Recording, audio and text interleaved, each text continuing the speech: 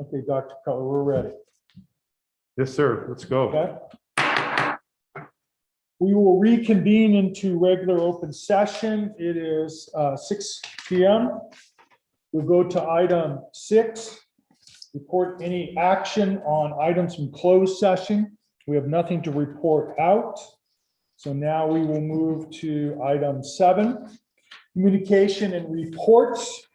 Reports 7.1 to 7.4 are limited to 5 minutes. We will start with 7.1. That is the board members' reports. Trustee Kemper, why don't you lead us off? Thank you, President Riley. I hope everybody can hear me. I just want to acknowledge the pain and suffering our families and our community are experiencing because of the continued loss of lives due to the pandemic. And over this past week, the loss of lives due to senseless gun violence. Last week's targeting of Asian Americans in Atlanta, Georgia was horrifying.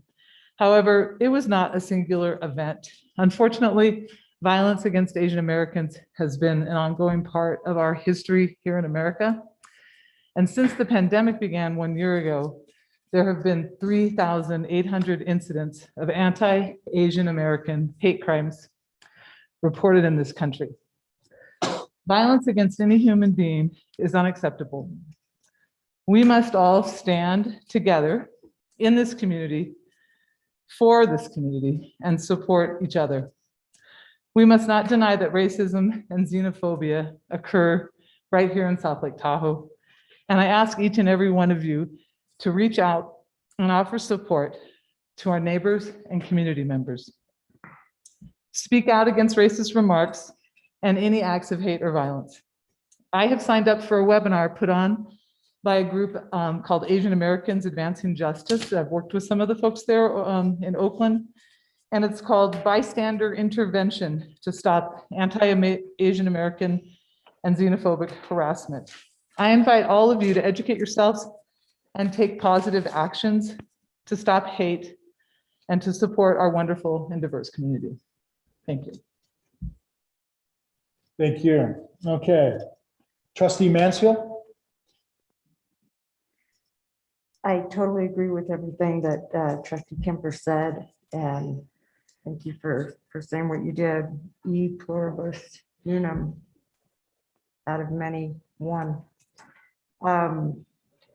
Since our last board meeting, what I've done, I've been continuing to do my Mansfield Magical Math Moments over at Sierra House for one of the fourth grade classes, and that's just been very fun for me. I also was able to watch a webinar on reducing wireless radiation in the schools, and that was very informative. And then I got to kind of sit in on a Zoom with the South Tahoe Middle School, working with tools, not rules, and that was so much fun to just see how the teachers are working with the other kids and complimenting each other. And I still really want to go in and learn more about that. The best thing that I saw was last night, the El Dorado County School Boards Association annual awards.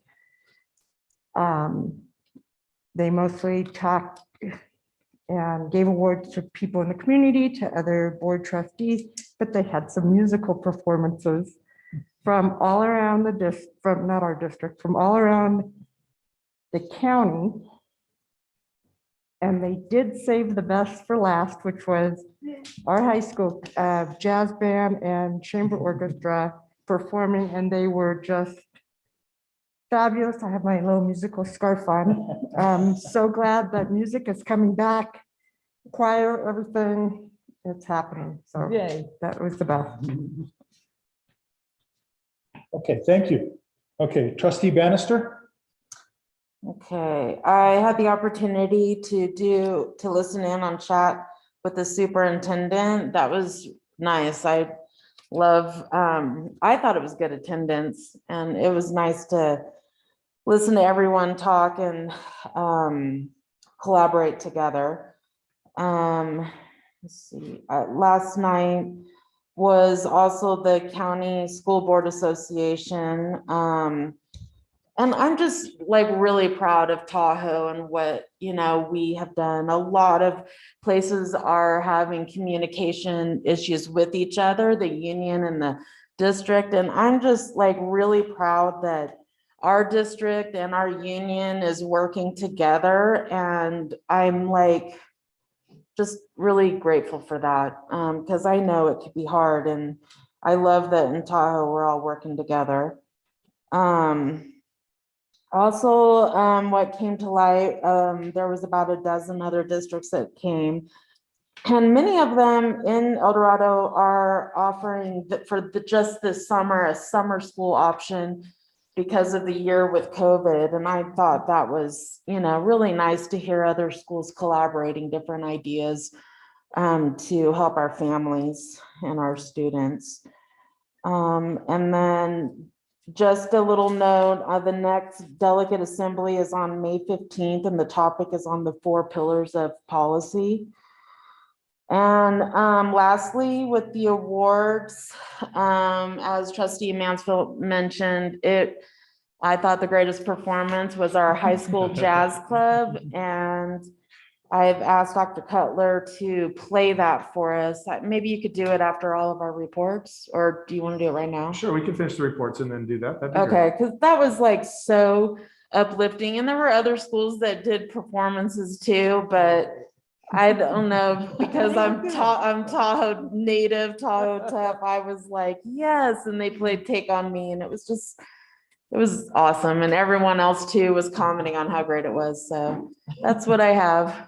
That's a great. Okay, thank you. Trustee Turner. The only thing that I would like to add is in support of really what trustee Bannister said about, I'm so pleased that we're moving forward together in the spirit of collaboration to open up our schools. It's wonderful to see it. Yeah.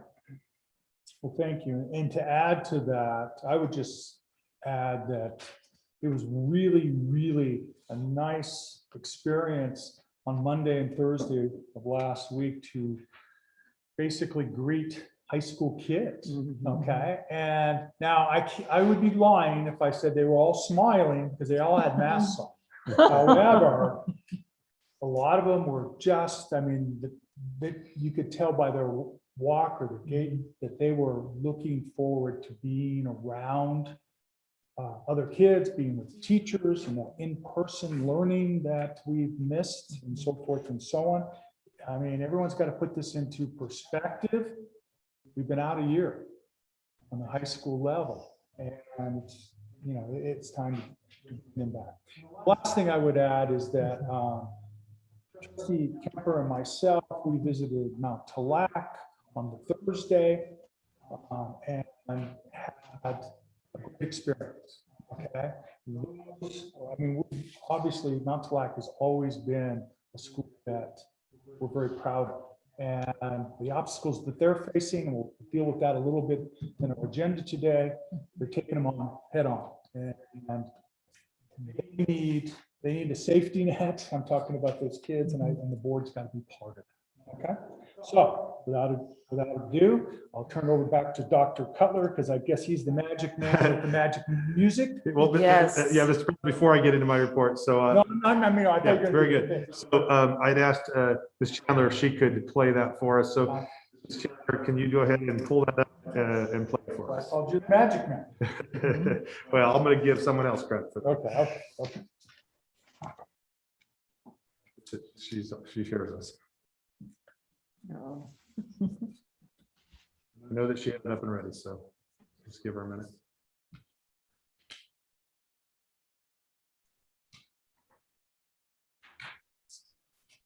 Let's see. There we go. Nope. Yeah.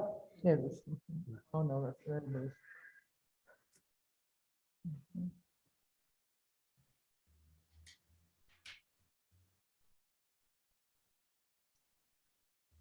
If we can hear it. I think she has to go back.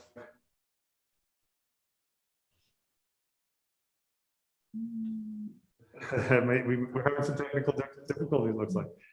So let's see. Here we go.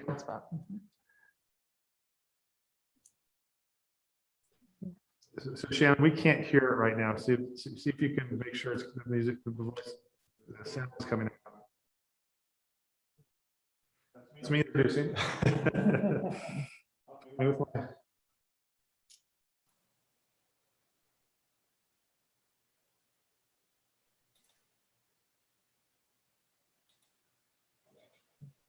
It's going to take on, There we go. Take On Me, arranged by Brooklyn. The classes are 2 after-school groups, chamber orchestra and Salto High School jazz combo. So I hope you enjoy. Thank you.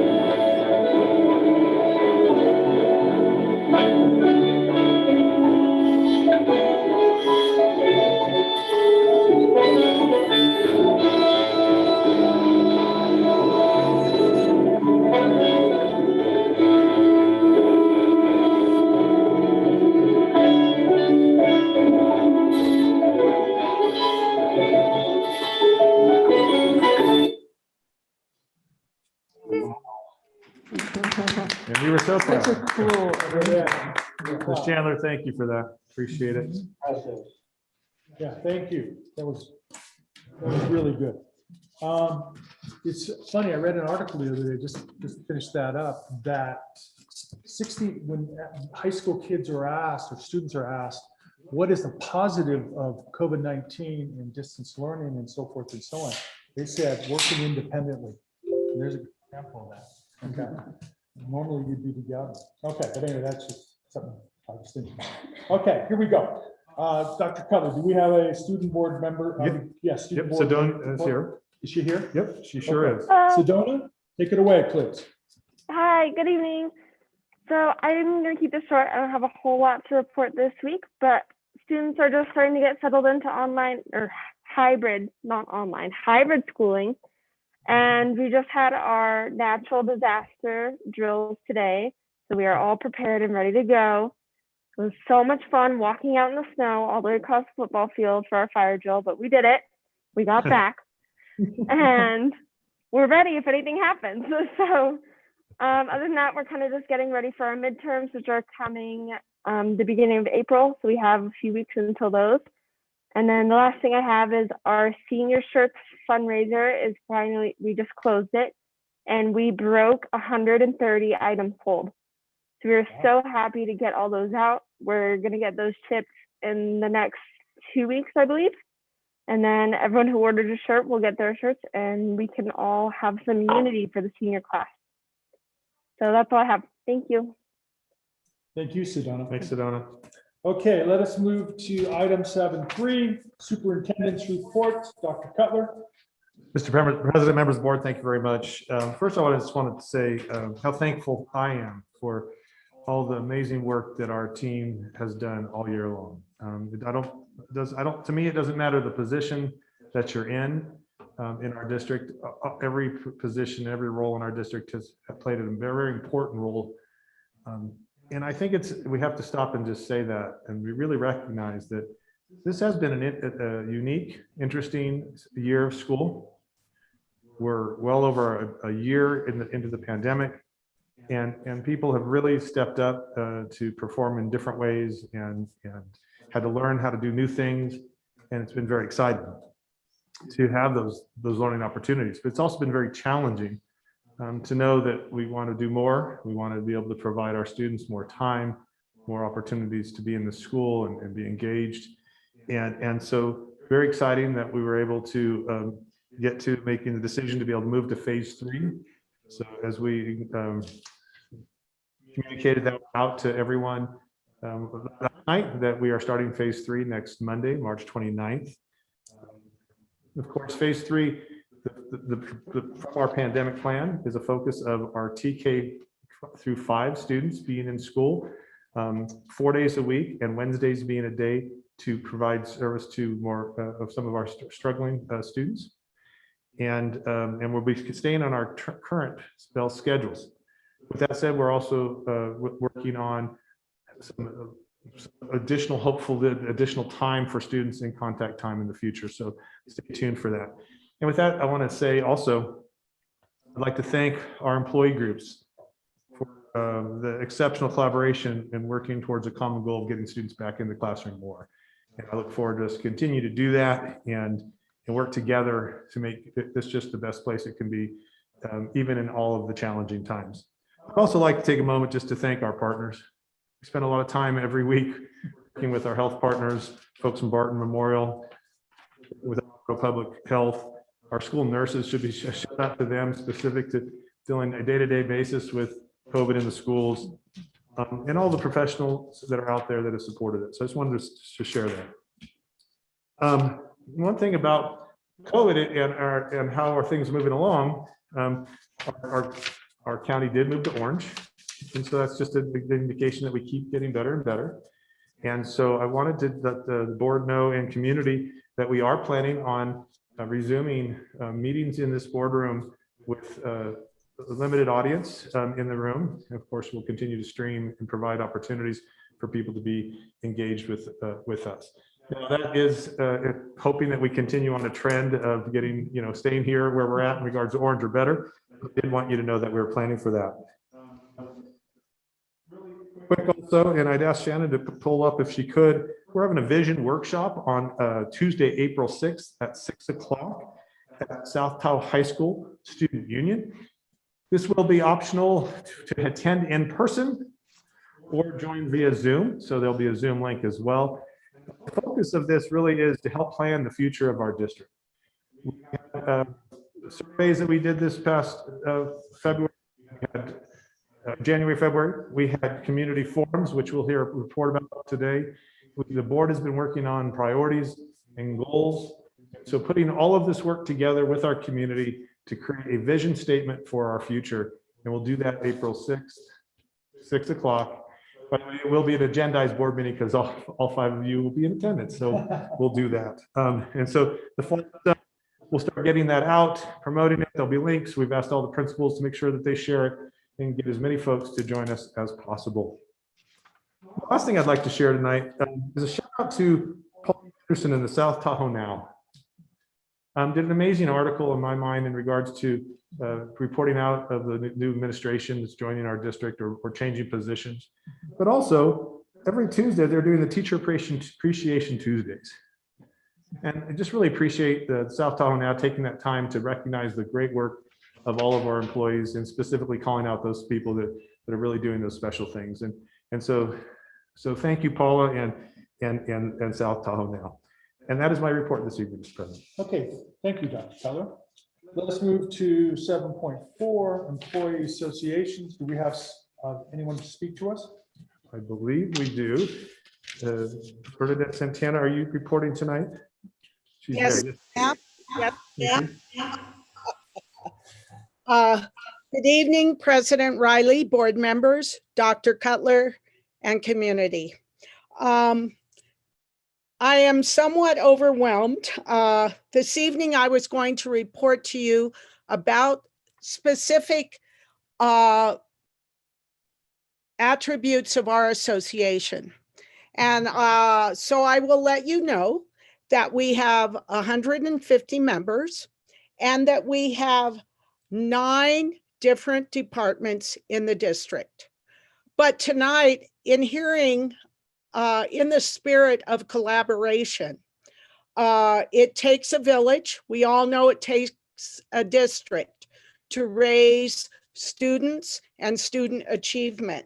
So one of the things I wanted to highlight is all of our members are especially appreciative of the inclusion, of the aspect of inclusion in as in our departments as we approach our work and approach student achievement.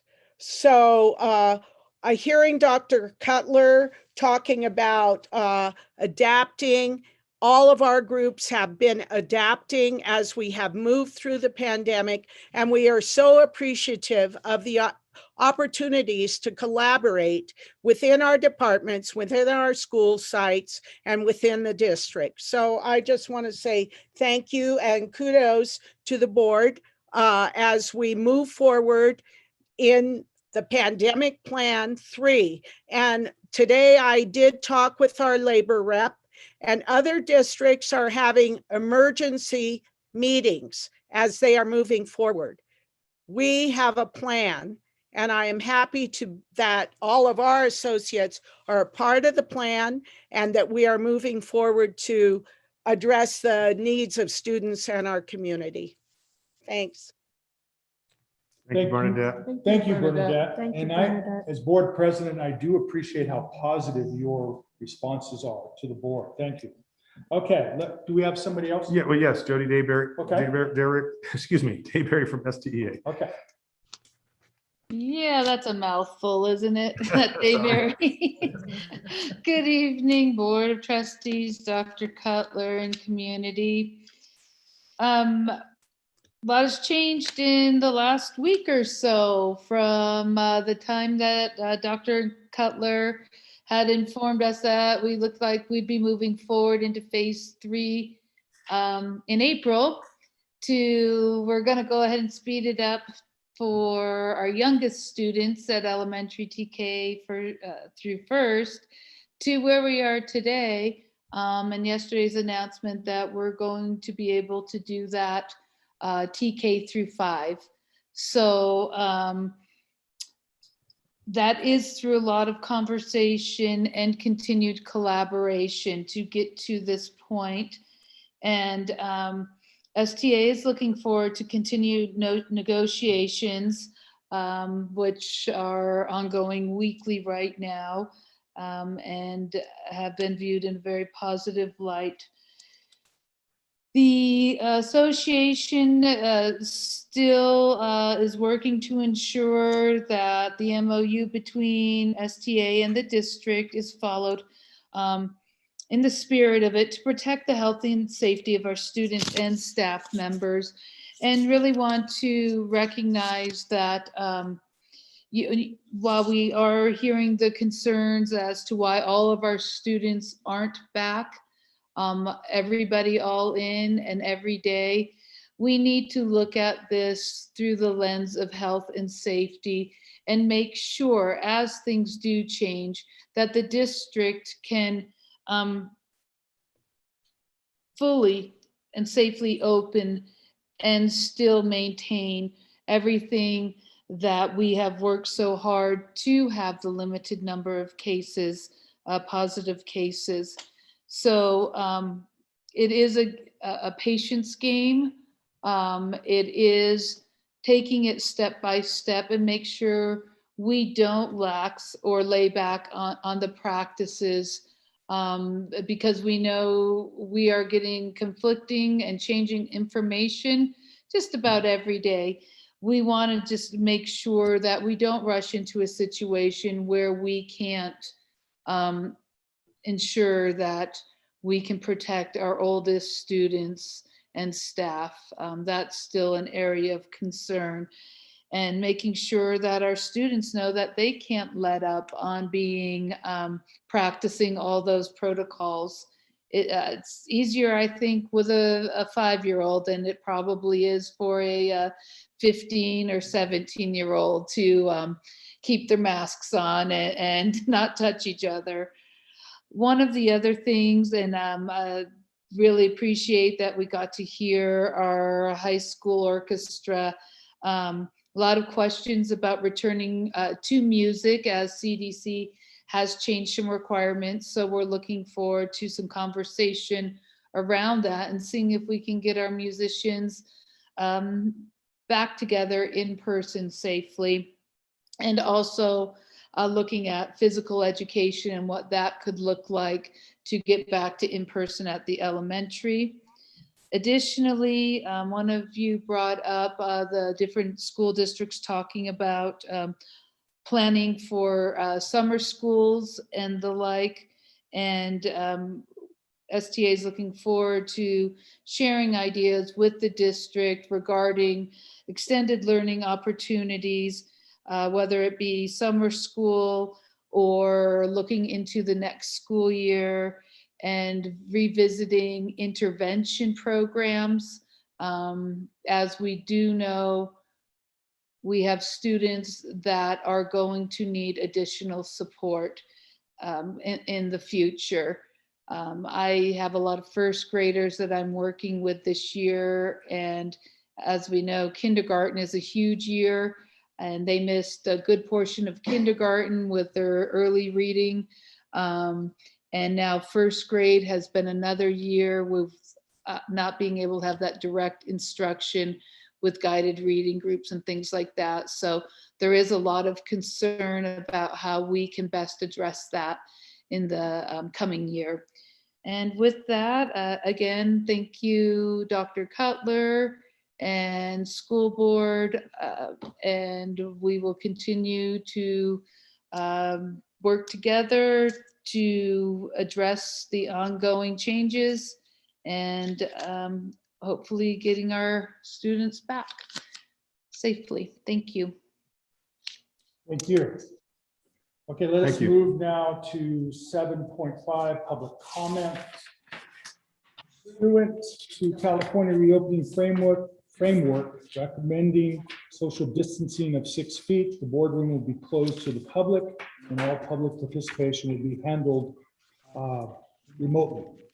So if your comment is on an item that is not on the agenda, your name will be called at this time. If your comment is on an item that is on the agenda, your name will be called after the item is discussed and prior to final action being taken, if any. And the last thing, all public comments will be limited to 3 minutes. Okay, Dr. Keller, do we have any public comments? Yes, Mr. President, tonight we'll start with Alice Jones. It's a written statement. Ms. Chandler will read. Okay. Okay, hello, members of the school board. Unfortunately, I was unable to attend the meeting tonight. I am happy, as many parents are, that elementary school children will be able to attend school 4 days a week starting next week. I am hoping for the same outcome soon for my middle school and high school children. It has now been over a year since schools were initially closed due to the COVID-19 pandemic. During that time, our understanding of the virus and how it is transmitted has evolved, as have our methods to treat and prevent infection. The phased return to school plan that LTUSD worked on and implemented last summer was based on the science and public health guidance at that time. However, as we all know, that guidance has changed and is much different now than it was last summer. For example, the CDC just reduced its recommendation for social distancing from 6 feet to 3 feet for masked individuals. This really changes everything when it comes to school capacity and planning for a safe return to school. I think that it is time that LTUSD review and modify its phased return to school plan that was adopted this summer as the public health guidance has changed significantly. There is no benefit to closing schools on Wednesdays for a deep clean day, but there is a huge cost to kids and families by having kids not attend school on Wednesdays. The 10-minute check-in to enrichment class for middle schoolers is not school by any stretch of the imagination. It is a day of no structure and no instruction. It is terrible, and pretty much every parent of a middle school student would agree that would agree with that assessment. There is no reason kids should not be attending school on Wednesdays, and there is no reason based on current public health guidance that middle school and high school students should not be back in school full-time as well. The vast majority of middle and high schools in El Dorado County are already delivering full-time in-person instruction. Lake Tahoe is one of only 3 school districts in the county that do not have middle and high school students back full-time. It is clearly not because of differences in the county public health department guidance, as we are all in the same county operating under the same guidance. We are entering a phase where all teachers and school staff that wanted to be vaccinated have been fully vaccinated. Most elderly people and people who have medical conditions that make them vulnerable have also been vaccinated. PPE is readily available and there are no shortages. There are virtual options for families who still do not feel comfortable sending their children back to school. Please 30 consider seconds, opening- Shannon. 30 seconds, Shannon. Please consider opening schools back up for everyone else. It has been over a year and the kids are suffering tremendously. They need to be back in school. Respectfully, Alice Jones. That's all. Thank you, Ms. Chandler. Next, Mr. President, is orally, and it's Julia Marinelli. I hope I said that right, Julia. You did. Thanks. Hi, everybody. As Lori mentioned, last week we all awoke to the news of another horrendous series of shootings in the Atlanta area, in which a white man is accused of killing 8 people, and in which most of the victims were Asian. That morning, I sent an email to Dr. Cutler and LTUSD principals asking for a statement of solidarity from the district to our Asian American community here in South Lake. In my email, I asked that we do this in response to any organized violence perpetrated at the expense of our Indigenous, Black, or Latinx community members as well. Our remote location will not spare us from the effects of this kind of hatred, and we owe it to our community members of all backgrounds, identities, and races to know they are supported here. We've all lived through this life-altering pandemic now for a year plus, and we've also lived through drastic rise in motivated violence, racially motivated violence, and specifically anti-Asian violence. My feeling as a parent, as a community member, and as a product of public schools myself is that the schools themselves should be havens for our children. They are the connecting tissues between families. They are the spaces where some children finally feel seen and where others connect with new friends outside of their own cultural circles. We've seen the district rise to the great challenge of feeding children who could not physically attend school throughout this past year, as well as to protect us from the dangers of the coronavirus itself. I ask that you imagine your role in a similar way in regard to our emotional, social, and cultural health by viewing the work I propose now as an essential kind of sustenance that you can and should be in the practice of offering. As I mentioned, the fact that we are in a rural mountain town with a majority white population does not make racial violence less relevant. In fact, it's the opposite.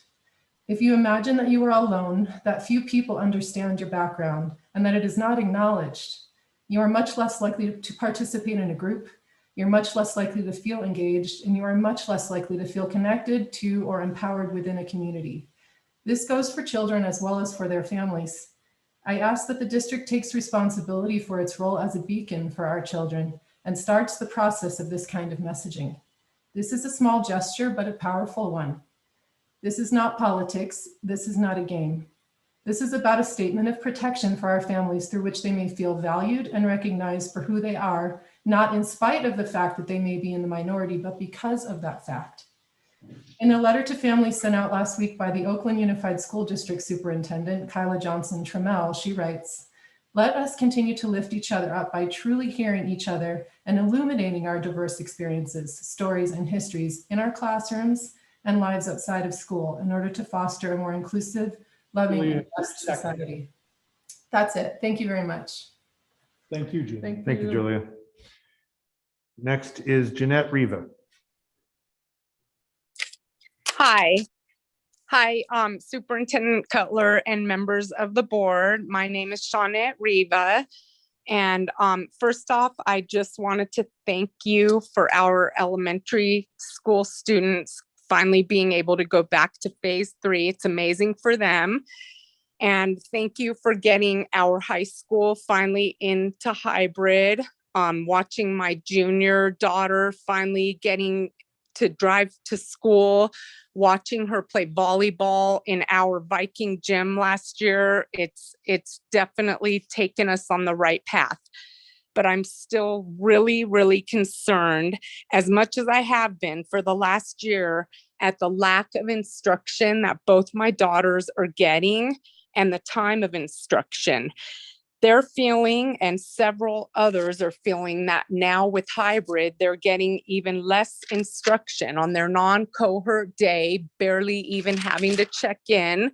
And we know teachers are doing their best, but this is even harder for some teachers. And I just am hoping, I have this feeling that they're not going to get back to school this year full time. And I hope so much that I'm wrong on that. And that if we can get them back 4 to 5 days, that it's more than 3 hours a day. These kids, especially our high school kids, are going to be competing at colleges and getting into colleges with kids that have been in school for months and months full time. And like Alice said, we are one of the few left that in El Dorado County that aren't in full time. Time is no longer on our side. We are seeing that it's safe. I am imploring those teachers that still are feeling unsure, or teachers in the union that are driving some of this, to please talk to other schools around us. Talk to Douglas. There's people wanting you guys to hear them, that it can be safe. It is safe. And I implore those teachers, those of you that are still doubting, to think back to the memories, both good and bad, that you've all created through every grade of school. And it's made all of us who we are. Think of your own children, what they would be missing out on if they were still in school, if you don't have kids in school anymore. And think of those students that you touch daily and how much they all need you. I'm just asking you guys, please let us get our kids back to school. Time is no longer on our side. It's been too long. Thank you. Thank you, Shawnette. And our last public comment this evening, Kathy Haven. Good evening, President Riley, Board of Trustees, Dr. Cutler, and community members. I think you all know me. My name's Kathy Haven, and I am parent of 3, a volunteer, and for this year, a teacher. I wanted to take a minute to thank you, Dr. Cutler, administration, and Board of Trustees. I'm so happy to see our schools moving forward into phase 3. And I know how difficult it must be to follow all the state regulations and guidelines to get us to this point. So I really appreciate it. I have to say, I'm also looking forward to more hours in school, in person, for all the students who are ready to go there. As it's been mentioned, 12 of 15 school districts in El Dorado County have students in classes full-time, or they will be by April 12th. And the 2 that are in hybrid, besides LTUSD, are in person 13 hours a day. I mean, a week, not a day. That would be crazy. But I bet some parents would thank you if you took their kids for 13 hours. So I just know that we can figure it out too. To me, it's time to remind ourselves who we're here for. And I would vehemently advocate that public education, board members, admin, staff, teachers, and parents are here first and foremost for our children. Academically, socially, emotionally, physically, and mentally. And for many children, in-person instruction is what is best for their well-being and development. Thanks again, and thank you for your time. Thank you, Kathy. Thanks, Kathy. Any other comments, Dr. Cutler? That is it, Mr. President. Thank you. Let us move to item 8, Lake Tahoe Unified School District Partner Organization updates. Dr. Cutler. Yes, Mr. President, members of the board, this evening from the South Tahoe Chamber of Commerce, we have joining us Executive Director Dwayne Wallace and President Amanda Adams to share with us a little report about their activities and also the partnership with the school district. So I would welcome Dwayne Wallace and Amanda Adams to speak. Hopefully you can hear me. Yep, we got you. Very good. Amanda, unfortunately, was called away. She's an excellent real estate agent and must be making a sale. I hope she is. So it's just going to be me. My name is Dwayne Wallace, and I'm the CEO of the South Tahoe Chamber of Commerce. And our board president, Amanda Adams, was with me today when we met with Dr. Cutler. We had a very productive meeting, and we echoed the comments of many of the parents that we're anxious to see the students get back to school safely full time. As a former LTUSD board member, I appreciate the work that this board does, and also how much time it takes you to go shopping at the grocery store. I've stopped many of you myself. Our chamber has a vital interest in your success in producing productive, well-educated graduates.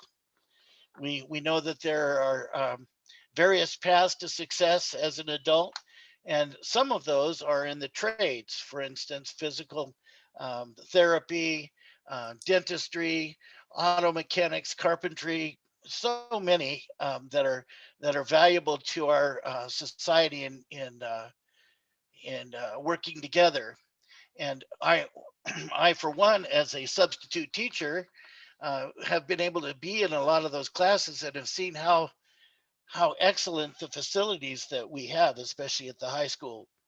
So we are hoping that as a group, we can work together with the school district to enhance the programs that you already have. We're interested in the community collaboration process. We talked about Mount Talac today, enhancing Mount Talac and making it not a secondary school, but an equal opportunity school with the other high school students, and how the chamber can help by providing speakers and providing mentors, and perhaps having students work alongside the business owners to learn how business works and encourage them to also look at that as a pathway in their lives.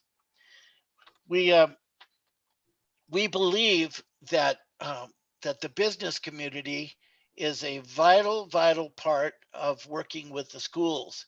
We also believe that how we succeed as a community is creating coalitions, working with the Education Foundation, working with the Board of Realtors, working with the Lodging Association, the Motel Association, the City Council, creating efforts that we all get behind. So we're interested in seeing your visioning process. We also have a visioning process. Our chamber is going to be doing this Saturday. We've invited board member Brandy Bannister, our friend, as well as Kim Carr, because of the specialty that she has this year, to meet with us so that we can collaborate with them.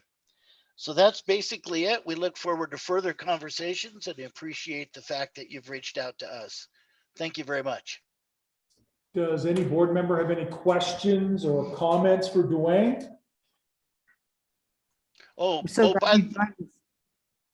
I just thought I'd mention, I have a 14-year-old son at home and I've been with him for 9 months now. Would you please send help? Help's on the way. Thank you, Dwayne. Thank you, Dwayne. And I really appreciate your, I'm glad you spoke to Dr. Cutler about speakers and internships. And I think, yeah, it's a great opportunity to be I more think it's a closely wonderful aligned. opportunity. Yeah, partnering and providing opportunities for kids to try out in this community. I think it's great. Thank you. Thanks, Mr. Wallace. You know, I would just like to say that we had Dwayne and Amanda and I had a great meeting earlier this afternoon. I really appreciated their time. And really the spirit was exciting just to be thinking about our partnership and how we can work together. So I really appreciate that. Thank you very much. I've known Dwayne a long time through Kiwanis. He does a great job there. And so I know he's doing a great job with the South Tahoe Chamber too. Okay, good to see you, Dwayne. Thank you. Okay, let us move on to item 9. And this would be Educational Services Associate Superintendent, Dr. Anna Marie Cohen. Please take it away. All right, thank you and good evening, President Riley and Board of Trustees. This is an informational item. Tonight, Mrs. Cindy Martinez, principal of Bijou Community School, will provide highlights from this school year.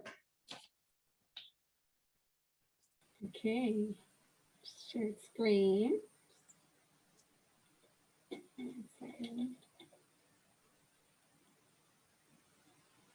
Are you able to see my screen? Yep. Yes. Okay, great.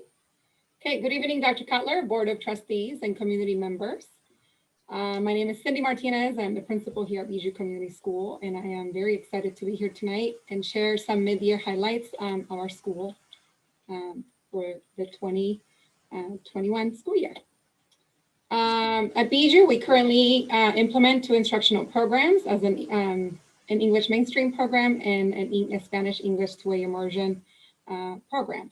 And then based on changes projected in enrollment, we are expecting to transition our site into 100% TWBI campus in the 2023-2024 school year. Our model of instruction in our 2-way immersion program continues to be the 90-10 instructional model, and our focus is academic achievement by literacy, bilingualism, and multicultural competence. Establishing and maintaining a safe environment has been and continues to be a priority. Our morning routines include supervision at all points of entry, and hand sanitizing stations are placed at all those points of entry. Our custodial team has done an extraordinary job in maintaining a clean and orderly environment. Furniture has been arranged to maintain adequate distance between students and teachers and between the students themselves, and common areas are periodically sanitized. Air quality checks and cleaning of HEPA filters are conducted on a regular basis. Our school nurse, Ms. Angela, has been instrumental in helping us navigate the COVID-19 pandemic plan. She provides staff with updated information and guidelines as guidelines change. This year, we have identified an isolation room on campus, and she has shared protocols for symptom screenings with the staff and also with families. Our cafeteria staff has worked diligently to provide daily meals. During our hybrid model, breakfast is provided at arrival and lunches are delivered prior to students going home to dismissal. Students who stay on extended day are served hot lunch daily. And on average, we are serving 81% of our students per day are receiving breakfast, and 63% as an average are taking lunch home. Our cafeteria team serves at about 180 breakfasts per day and 140 lunches, again, per day per cohort. Something that we've continued has been it's ongoing, our collaboration with community organizations to support families in need. Bijou staff has made and also followed up on referrals to the Family Resource Center, Tahoe Magic, and Fondo Milagroso for families in need of assistance for housing, paying bills, and for food resources. Bread and Broth continues to support us weekly with snacks for our students. And our PTA has provided about 50 gift cards to the Plaza Tapatia, which is one of our Mexican stores here in town. Students at risk, we have, for students at risk, highest risk, participate in extended days, so staying later than the 12:55 dismissal time, and then also participate in in-person sessions on Wednesdays. Students with IEPs have been coming to campus for 5 days a week, and receive support from the RSP team on site. And in addition, we have incentive programs to try to get our students that are not attending on a daily basis and try to increase student attendance. Our school psychologist, Ms. Robin, supports students' social and emotional needs and has been really active throughout both distance and hybrid and our hybrid model. A student self-referral process is in place, and on one-on-one sessions are scheduled with Ms. Robin. She has also been providing classroom presentations on topics including personal space, increasing motivation, and coping with feelings. Ms. Robin has also recently started 3 virtual clubs to increase student engagement. And so she has started a drawing club, a gaming club, and a social club. And again, those are all virtual. Our team throughout this year has engaged in some professional development. Over the summer, we had a team that attended the ATDLE conference, Association of Two-Way and Dual Language Education Conference, which was focusing on distance learning for dual language programs. And then in the fall, our team participated in trainings, technology trainings, including Canvas, Nearpod, ScootPad, and some of our teachers have continued one-on-one sessions with our technology coordinator. And then teachers have also participated in a 1 session of vocabulary development, and some have attended AVID virtual professional development. So students and students in action. Our school librarian, Ms. James, has been providing virtual reading blocks once a week per class, where she gets to read books aloud and introduces new books to our students. She continues to use the Destiny system for students to put books on hold and be able to check out books. And so here's Ms. James highlighting a new Spanish series for our students to access. Hello, Bijou Bobcats. Today, I'm going to talk about some new books that we have in the library that are in Spanish.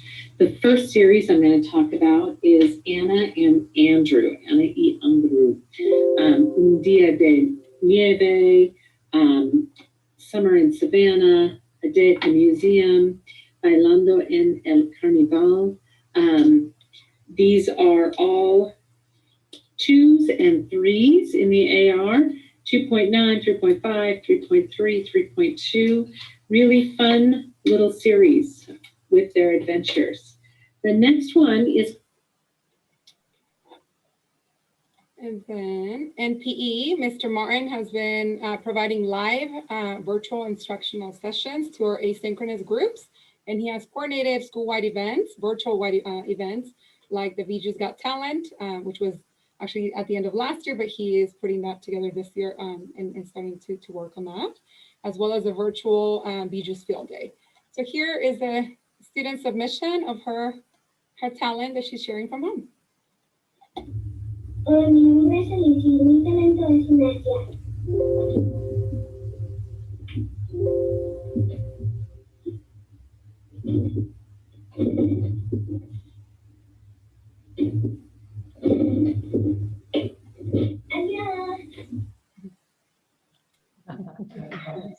So students submitted just a variety of videos and talents that they have. Sorry. Okay, in kindergarten, creativity continues to shine. Here we have Maestra Martinez teaching the sounds and movements of the multisensory symphonics. Beto, burro, b, b, b, la B. Carlos Cabra, k, k, k, la C. Chano Chango, ch, ch, ch, che. Delfina, delfín, d, d, d. Okay, and then here on the next video, we have a kindergarten student who is counting for her math lesson. She's counting by tens from home and has identified some at-home items. 10, 20, 30, 40, 50, 60, 70, 80, 90, 100. Okay.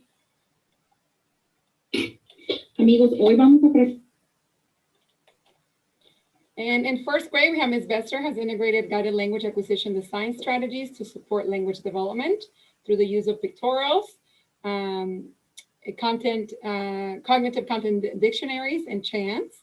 And then in Maestro Goldenberg's class, he has introduced a puppet show, which students love. And so here is a quick sample of that. ¿Cuál es el problema? Coco. Son 4. Tiene 4. Samuel son 1. Oh, ya. Coco tiene 4 y Samuel 1. Sí, no, está bien. No te preocupes. Ok, yo tengo 4 y tú tienes 1. ¿Cuántos chicos debe tener Samuel para que sean iguales? 4. 1, 2. Oh, solo 2. Okay, quick sample there. ¿Cuál es el In second grade, Maestro Nico students have worked on writing prompts for Women's History Month, and students wrote about a woman they admire in their lives. So here we have 2 samples. One, they're both native English speakers writing their prompts in Spanish, and we have Charlie's response. He wrote about his grandmother, and Bradley, who wrote about his cousin. In Maestra Magallanes' class, she's getting creative, and students take Foca Loca, crazy seal, home for a week, and they get to write about their adventures together. So here, Foca Loca got to play on the computer, had a sleepover, went skiing, actually got to make pastries, and went to see geese. In third grade, the team has infused AVID strategies across subject matter.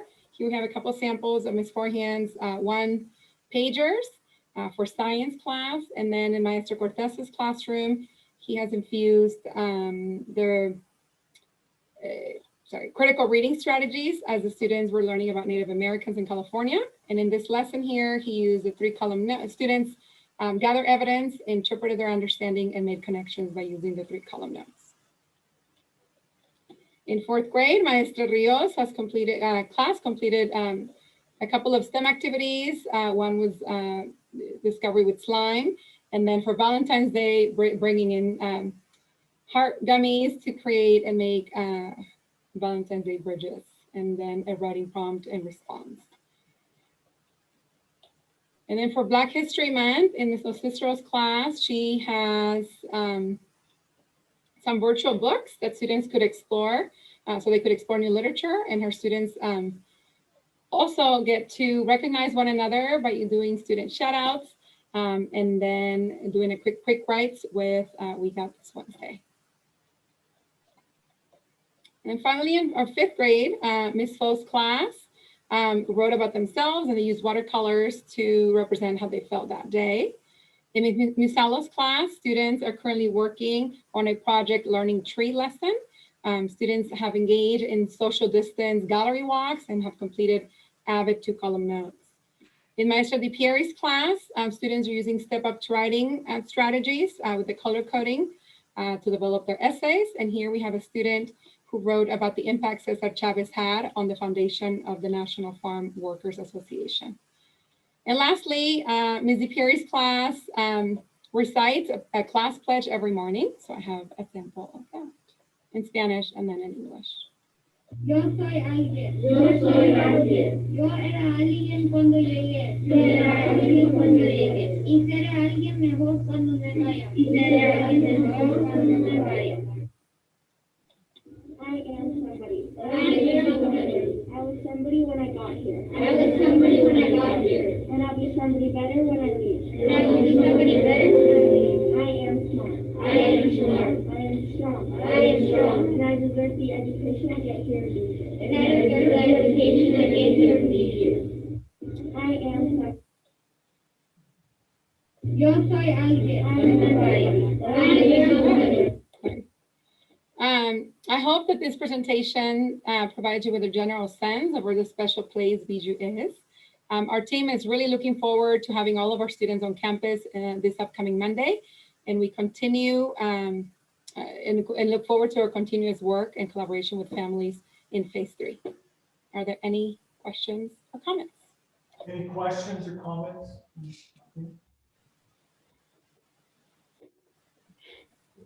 No, that was wonderful though. Thank you for sharing. Thank you. All the Thank you. kids and Thank you, Ms. classes. Martinez. Okay, A lot going on, that's for sure. thank you. Thank you. Dr. Cohen, please continue. All right, thank you. This is also an informational item. Tonight, Mr. Joel Damrell, principal of Lake Tahoe Environmental Science Magnet School, will provide mid-year highlights. Good evening, Dr. Cutler and Board of Trustees. My name is Joel Damrell. I'm principal of Lake Tahoe Environmental Science Magnet School. My colleagues have done a thorough job of covering all aspects of our safety protocol and the academic standards being followed by each of our school sites. In my presentation this evening, I would like to focus on the students and teachers and their thoughts about the school year thus far. You will notice that the students and staff are not masked during their interviews. We did this in order for the interviewee to be heard clearly. The interviewer, however, was at least 6 feet away, wearing appropriate PPE. Let me share my screen.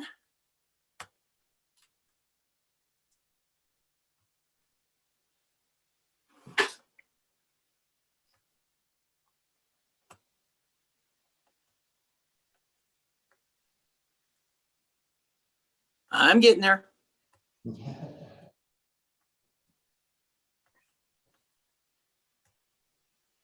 Good evening, Dr. Cutler and Board of Education. Here we are at the Magnet School. And what we'd like to do today is we'd like to take you through the Magnet School and see what we're doing here. We have teachers that are going to talk. We have students that are going to talk. You're going to see simultaneous teaching that we're doing in grades 2 through 5. And you're going to hear from the kids. That's why we're here. You're going to hear from the kids. It's nice to have those kids here.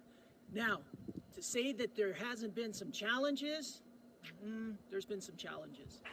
But having the kids back in the classroom definitely outweighs those challenges. So I hope you enjoy our presentation today, and I'll see you in a few minutes. Okay, hi there. What's your name? Sarah. And you're at kindergarten at the Magnet School? What do you like most about it? You get to meet lots of new friends. Oh, lots of new friends. That's so awesome. Do you learn anything in the classroom? What kind of things do you learn about? Math. Oh, nice. And writing. Wow. All right. Thank you, Sarah. All right. We have Miss Moon here, and she teaches kindergarten at the Magnet School. What's one positive thing that has come out of this whole distance learning and hybrid situation? One thing that's been really cool this year, I feel like, is because of the distance learning and getting to see kids on Google Meet each morning, because they're kindergartners, their family has to be really involved with getting their schoolwork done with them. So I feel like my relationship with a lot of the parents has been better this year than even in years prior, because I get to see into their homes and have talks with them on a daily basis. Great, thank you. Yeah. Yeah, because our ace represents 1. Hi, what's your name? Peyton. Peyton, and what grade are you in? First grade. First grade. What do you like best about first grade? Because I like to learn. Oh, that's awesome. Do you like being back in the classroom? Yes. What do you like most about being in the classroom? Because I can see everybody. Oh, that's so nice. Thank you, Peyton. Okay, so we have Miss Peñalosa here, and I just wanted to ask you, what is the best thing about being back with the kids in person? Well, being back in class is very important for the kids. First of all, being at home, they're not having the other kids around them, and that's very important. For balanced literacy, they need to have the modeling. It's not enough for me to teach them online. They have to be here with me. They learn from me, but they also learn from each other. And that's the important piece that they're missing when they're at home. Okay, perfect. Thank you. Okay.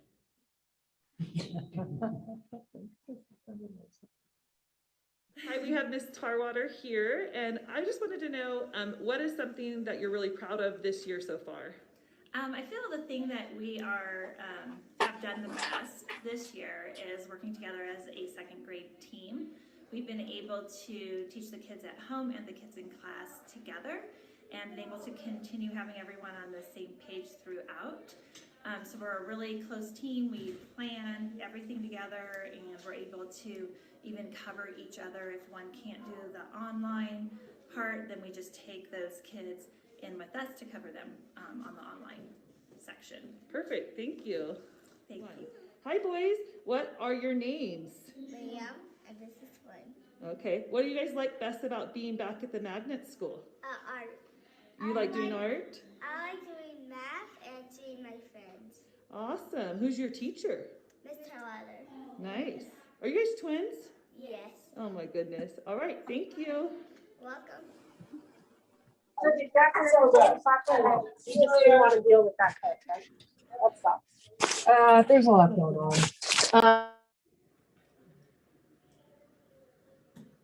Hi, what's your name? Natalia Russell, What grade are you in, Natalia? 3rd grade. Okay, what do you like best about being back in the classroom at the Magnet School? Having my teacher in person and having friends to see. Okay, what do you like learning about the most? Reading and science. Excellent. Thank you, Natalia. You're welcome.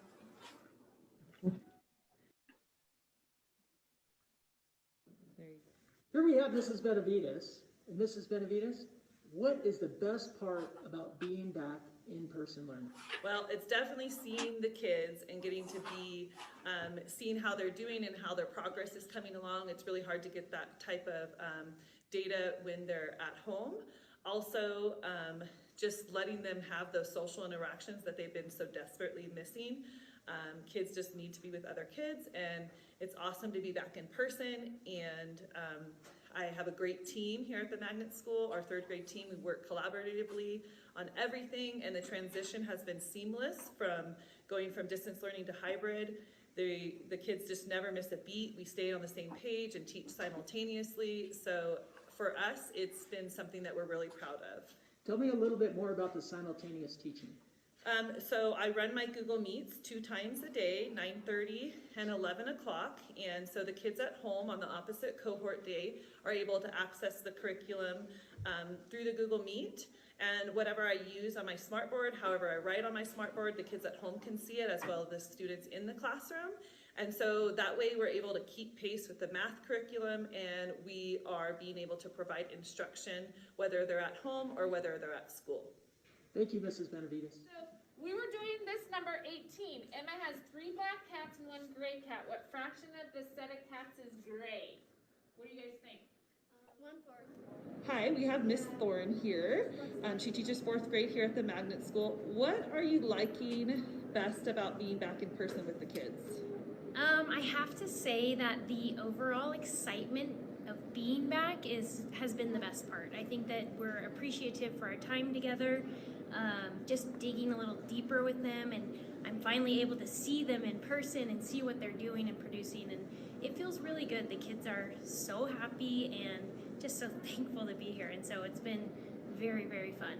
And are you able to connect with those kids that are at home while you have those kids in person? Yeah, absolutely. We're still doing our simultaneous teaching, so they are online with us for about an hour and a half throughout the day. And so I think kind of integrating that and making those kids who are at home still feel like they're part of the class has been a huge piece of it. But yeah, it's been successful so far, and I hope to get back soon, but this is working, and we're having fun with it. All right, thank you. 4 months to complete. Hey, it took 4 months to travel around the world. This is in our story. We know this so well. Is that true?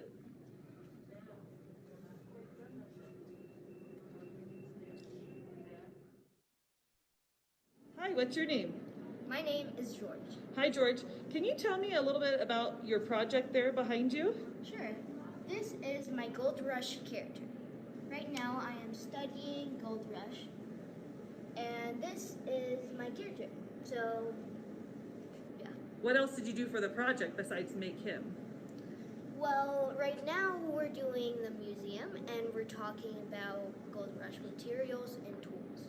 And then you wrote a story about this person, right? Yes.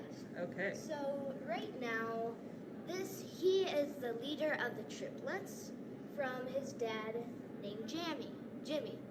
But his dad died, so he wanted to get gold for his coffin. Oh, nice. Did he strike it rich? No, right now he's making a business. Okay. And then you're in the 4th grade. Yes. correct? What do you like best about being back in person here at the Magnet School? I don't know. I just love everything. Just everything. Everything. The whole Perfect. package. Thank you, George. No problem. Okay, we have Miss Val here, and she teaches 5th grade at the Magnet School. Miss Val, what is something that you have overcome during synchronous instruction and this hybrid schedule? What's worked best for us is that we have the kids at home and the kids at school doing the same thing every day. We load the assignments on Canvas and we are live in the classroom to support them. They log into the meetings and we work through the lessons together throughout the day so the students have support, stay on pace so that when they come to the classroom next, we're then supporting the kids at home who are already there. And that's really helped us so we are able to stay on target with all of our subjects, math, language arts, science, and social studies. And we even have a little bit of time at the end of the day where the kids could even get an art, so. Okay, thank you.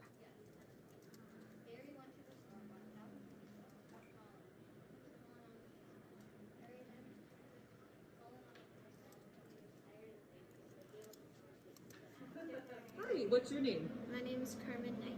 And what grade are you in, Carmen? I'm in 5th grade. Nice. And so I see you have a little project there. Can you tell me a little bit about it? So for 5th grade, we had to make an alien, and I made its charger for its charging device to energize it, and it's alien with its protective hoodie gear. Oh, nice. Yeah. All right, and then you have like a little passport there. Tell me a little bit about that part of the project. So we had to choose a planet. I chose Mars, and we had to research a bunch of stuff on it, and then we printed it out and we stapled it. Oh, nice. So your alien has to adapt to living on Mars. Yeah. Perfect. All right, nice. And so what do you like best about being back in person here at the Magnet School? I like to be back in person because I feel like it's easier to learn because you're not glitching out or anything. Right, those glitches. Yeah. And seeing your friends too? Yeah. All right. Thank you, Carmen. All right. Hi. What's your name and what grade are you in? My name is Audrey. I'm in 5th grade. Okay. And I heard you created a really cool project for the school. Can you tell me about that? Yeah, it's called Newsazine. It's our 5th grade combination newspaper and magazine. And basically every week we have a new issue with just kind of little things that other students put in it. They have there's stories, how-tos, Perfect. videos, things like that. Awesome. And so how do you get that out? You send it to the teachers or you post it on Google Slides? What do you do? I do send it to Miss Val and she puts it in Canvas, but the other thing we do is we put it in our website, newsazine.org, although the link is different. Okay. Oh, something like that, newsazine.org. That is super cool. Thank you for sharing.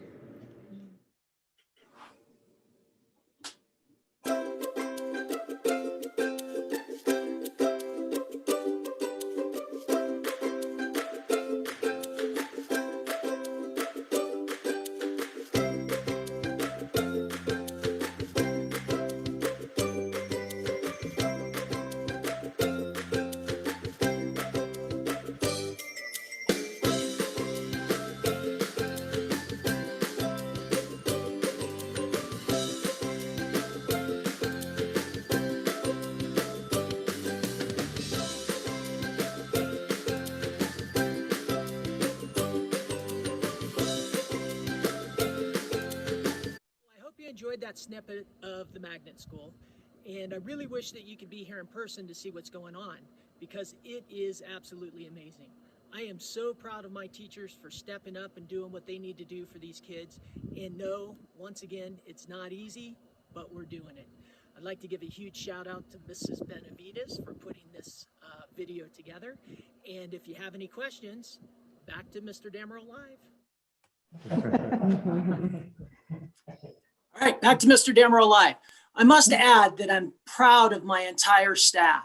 None of what we have accomplished this year could have been possible without the entire team. We're currently working on physically setting up our classrooms for phase 3, and we're very excited to have all our students back in the classroom at the same time. It's been a long year, to say the least. So I hope you did enjoy this little snippet into the magnet school. Are there any questions? Questions or comments? Just thank you. My only comment is, thank you for the best line of the evening. I just love everything. George. The whole package. Love it all. I think I like George a lot. But it was really nice that you took the time, Joel and Melissa, that everybody took the time to actually show us what's going on in the classroom, you know, to actually see teaching happening in the classroom. That was really great. And do you have all the teachers are doing the synchronous teaching? All of our 2nd through 5th grade teachers are. The K1 teachers are working on reading skills with the kids that are in their classrooms. So they're still doing an online piece before school in the morning. Okay, thank you. Right. Thank you, Joel. Okay, thank you.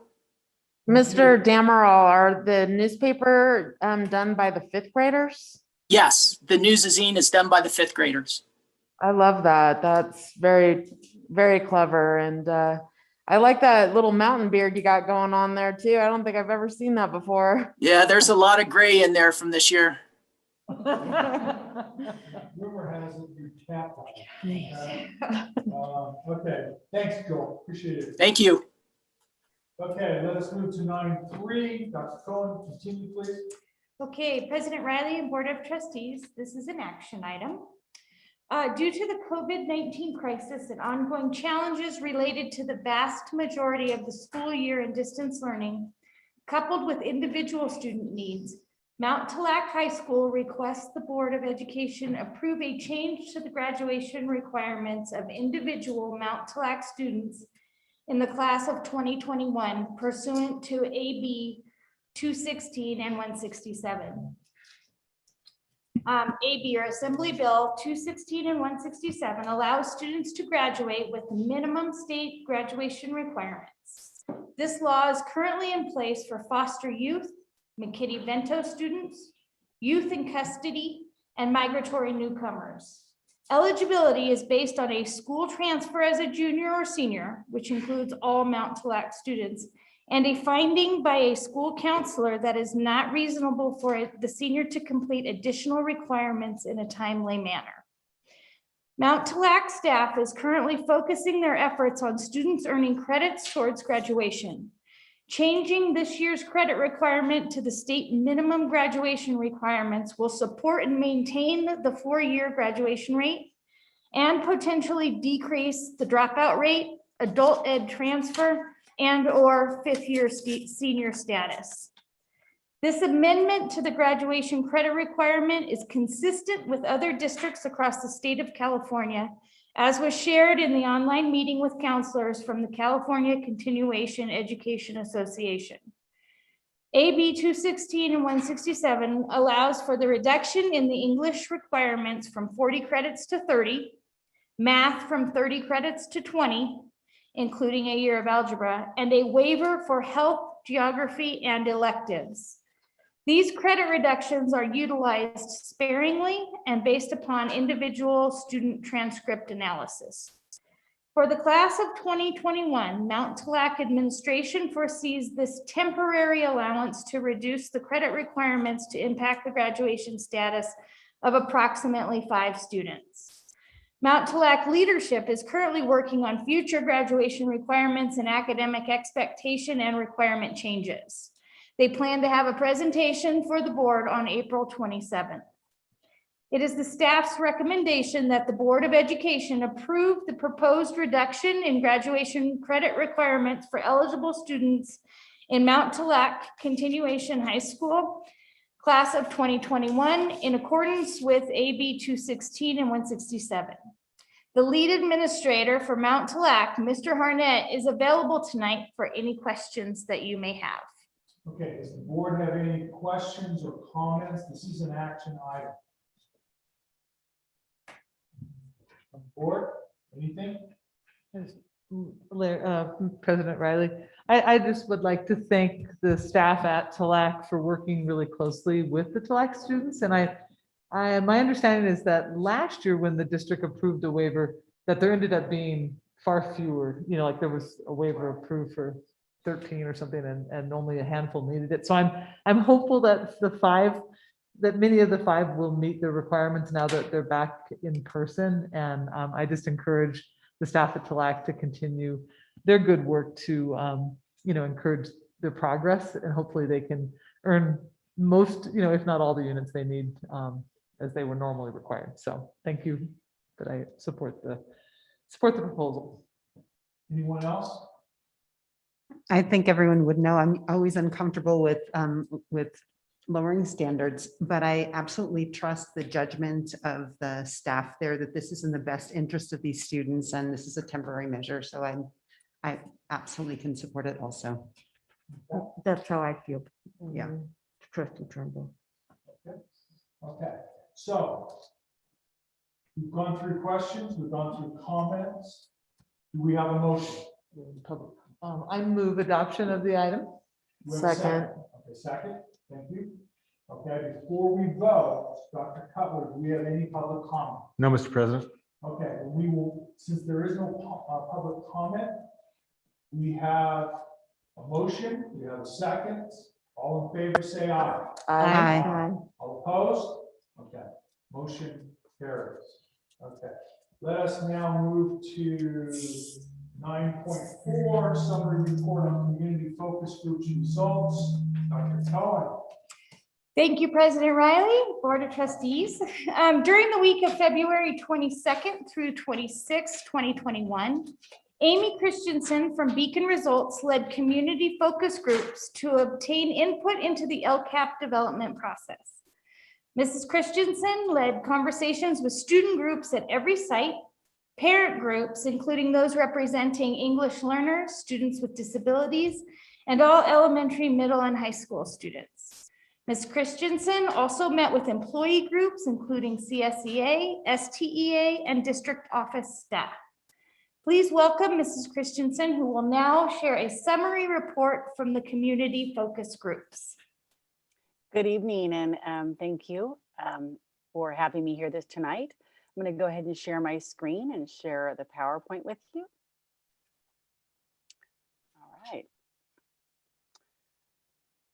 So let's get started with the focus group. So, sorry, when I move screens, everything changes. So the demographics did over 28 focus groups over the course of the week, met with over 150 students, 25 classified staff, 75 teachers, over 50 parents, and 15 administrators. I will say that it was a very busy and full 5 days of focus groups. And it was a pleasure talking and hearing from all of them and what they had to say about Tahoe. So basically the data analysis, the following key areas, these areas were based upon the district's surveys, the physical hand paper survey that was sent out in January. After review of the survey, and some of the topics that bubbled up were school safety, school services and programs, culture, and equity. And so what we did is generated some open-ended questions that would spark conversation with the various focus groups about what they meant about each of these areas. As a result, some of the following bubbled up, and I'm going to share those today. So with school safety, there was an appreciation for the overall feeling that school is safe. Students feel that adults there care about them and want them to be safe. The students were great with saying when they were on campus that masks and hand washing were encouraged and utilized. The facilities are safe. They felt that they had friends, their friends are there to support them. The school has rules and procedures in place.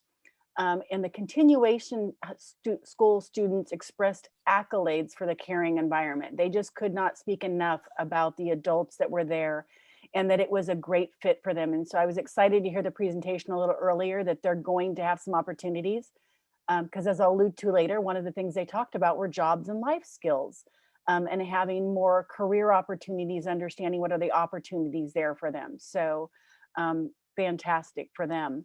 Some areas for consideration are schoolyards have some potholes and some things that they said could be a running.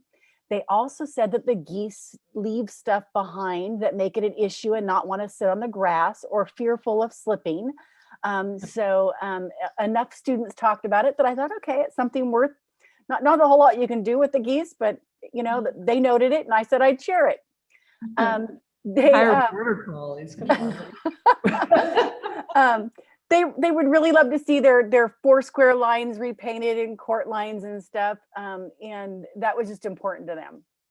And out of the parent group, one of the safety pieces is the bus stop and concern or conversations about incidents, but not really being able to have any evidence. And so they really would love to see something about the bus transportation and just greater conversations about what's going on and what can be done to make sure their children are safe when they're transported. School services, the special education population program, the parents and teachers truly care and that the school goes above and beyond to help. A lot of conversation about the teachers and the administration and school services really having conversations with the families about what opportunities and outside resources are available. Really parents supporting parents and teachers supporting parents.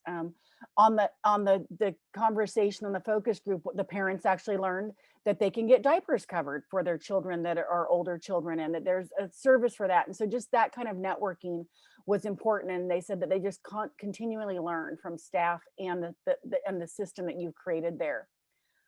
Communication is good across the district, but it's almost too much.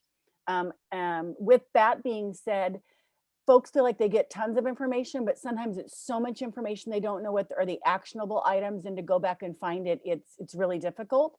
And so I think that an area that goes for consideration is really, how do you streamline information? If you have 3 or 4 children and you're getting that much information from all 3 schools or all 3 teachers, it just became overwhelming for them. But they appreciated the fact that the school is communicating. So it's that's that split piece. Connection with the community college is a huge plus. Dual enrollment opportunities. Folks felt that, and students felt that they really appreciate the opportunity, and parents as well. And teachers talked highly about the dual enrollment option and the connection for students to be able to actually go to school before transitioning.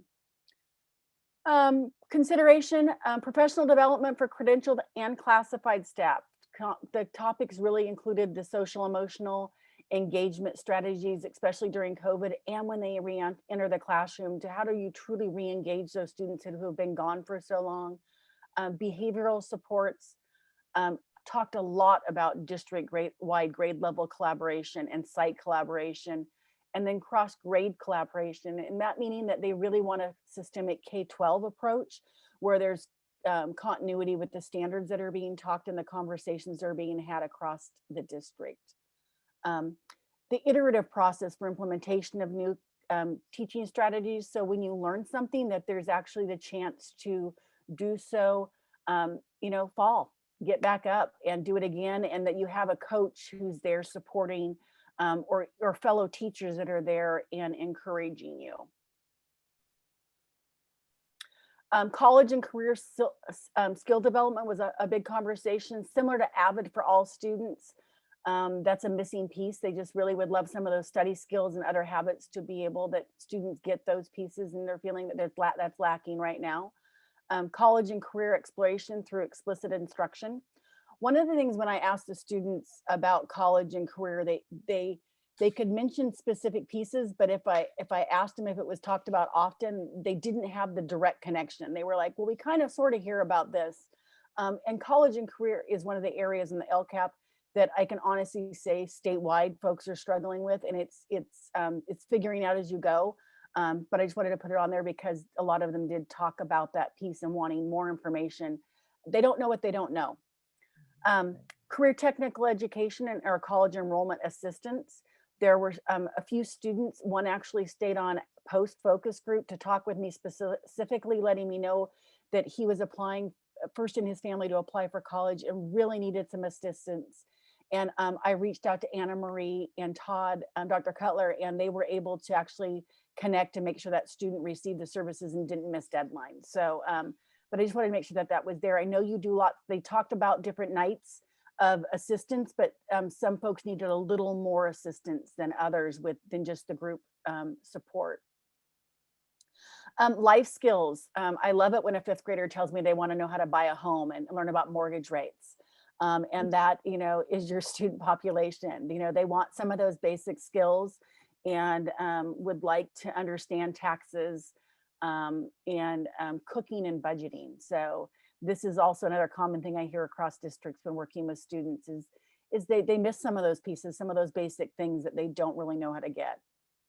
5th graders want an option to shadow or go visit the middle school. They would like to, they don't want to be caught off guard and they want to be prepared. So they said it would be really great if we could do more than just a one day and or have teachers from the middle school come and talk to them, or other students from the middle school come and talk to them and really let them know what they're in for. That's just kind of that strange piece for them that's kind of foreign. They want hands-on outdoor learning opportunities. Basically, they were describing project-based learning. They love when they get to go to the beach and learn about the environment. They talked about the cleanups and other opportunities, exploring the water, and they get frustrated with us visitors who come in from the city or from out of town, and they said that they really want some education to go on for those that are visiting to know that this is their home and that they would like it left how they found it. And I thought what some great projects, you know, for partnership there. And then science at the continuation school. Those students want access to all those courses. They don't want to be left out. They don't want to go back traditional because the continuation school is meeting their needs for their social emotional. But they do want access to courses because they still want the option to go to four-year colleges. Culture, there's a great culture of trust in the district. There's caring adults, lots of friends at all levels, and that folks work with great people. Areas for consideration with the culture is too much homework, not relevant, busy work. And this is a lot of it was during COVID times. Just really feeling like they have students that have homework. They don't have the home language is not English. And so the homework, parents can't really provide assistance. And so they feel overwhelmed. And or students that are struggling just socially, emotionally, and just they aren't time on task as much as they possibly could be. Students want rigor. Your middle school students talked a lot about middle school and high school students talked a lot about wanting it to be difficult. They want to be challenged, they want to be pushed, and they want to be prepared for high school. And that was a big conversation they had about how do we make sure they know that we don't want it to be easy. We want to be doing what was going to make us prepared for college and our jobs, which always makes me smile when middle school kids say, I want more difficult work. Misinformation among staff, just the culture of not knowing what they don't know, and then making stuff up in the absence of knowing. And so that was a lot with the teacher interviews, the depth of conversation. The conversation was free flowing, but the number of private messages that came in through chat contradicting information. And so really getting some clarity around that and supporting teachers so that they don't feel that they don't know what's going on and that they're informed. And I know Dr. Cutler does the weekly, but I think there's some space to have conversations with classified and or administration, to have the meetings during staff meetings, to have some conversation with folks so that the facts are going out for why decisions are being made and as such. Equity. Equity was really about access, and that bubbled up on the survey about students accessing services. And so I just asked a basic question about, do you feel everyone has access to the same things? The students said kids with behavior issues are treated differently. There's a perceived difference in access for EL and socioeconomically disadvantaged students. There's a perceived low expectations for EL students. Hispanic parents want to understand the grading in the school system, and there seems to be a gap there. Homework assistance during COVID, I talked a little bit about this, is really being able to support those parents who don't speak English, that are struggling to support their student and want the highest academics for them. limited bilingual staff across the district to communicate with parents. There is one at campuses, but not always available. Documents not provided in home language, and lack of translators. Families don't feel they have individual on campuses that they can truly speak with in Spanish. So that's the high level overview. There was a lot more that weren't as consistent across the spectrum that I'll be working into and having conversations with leadership and staff about that so that they can make sure to address those in as you move forward. But those are the biggies. Any questions for me? Questions or comments, Brady? Anyone? Amy, I have a question that is really related to the next steps. So this was a great presentation and summary results, and I appreciate you mentioning that there are a bunch of things that couldn't be put in the report that you're maintaining, because I think it's really important that we don't leave anything behind. That we know as much as we know that we can't know about things, right? As opposed to not knowing.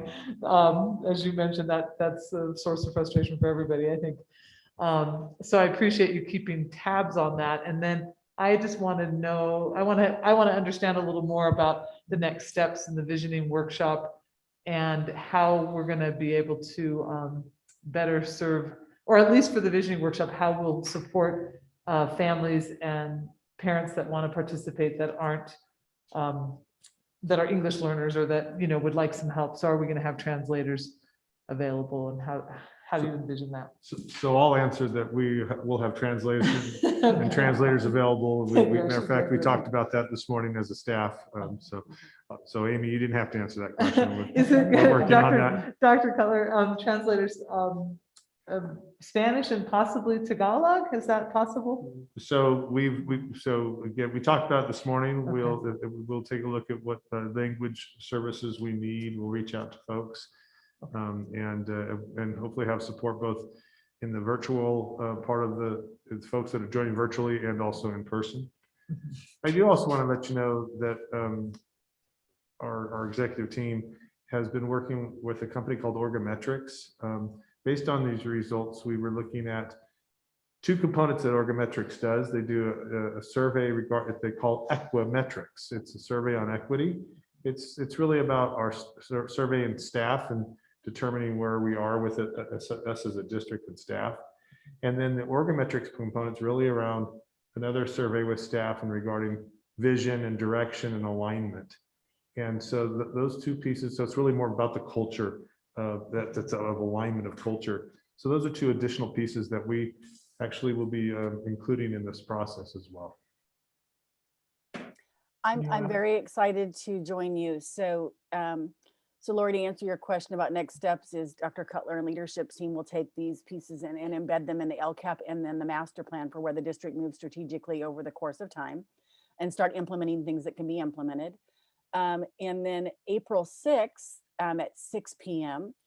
As you stated, we will having the visioning session where we would like to encourage and invite families to join us in person in a socially distanced format with masks. And we'll also be providing an online Zoom version to capture and engage. And so what we'll utilize is we'll utilize the conversation to make sure we're using the chat and breakout rooms to gain input. Allison Kent from Listening Inc. will be joining us virtually, and she will do a graphical, it's a graphical drawing of the conversation as it unfolds. So as you get to the visioning and as you start having the conversation, she actually uses pictures to capture the conversation. And so based upon that, you'll come out with a vision statement and a graphical representation of that to take it to have the district for their next step, next phase. So. Thank you.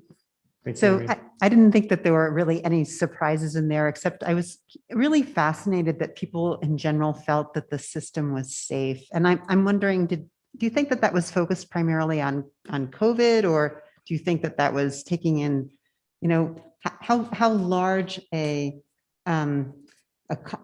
topic do you think that they saw that?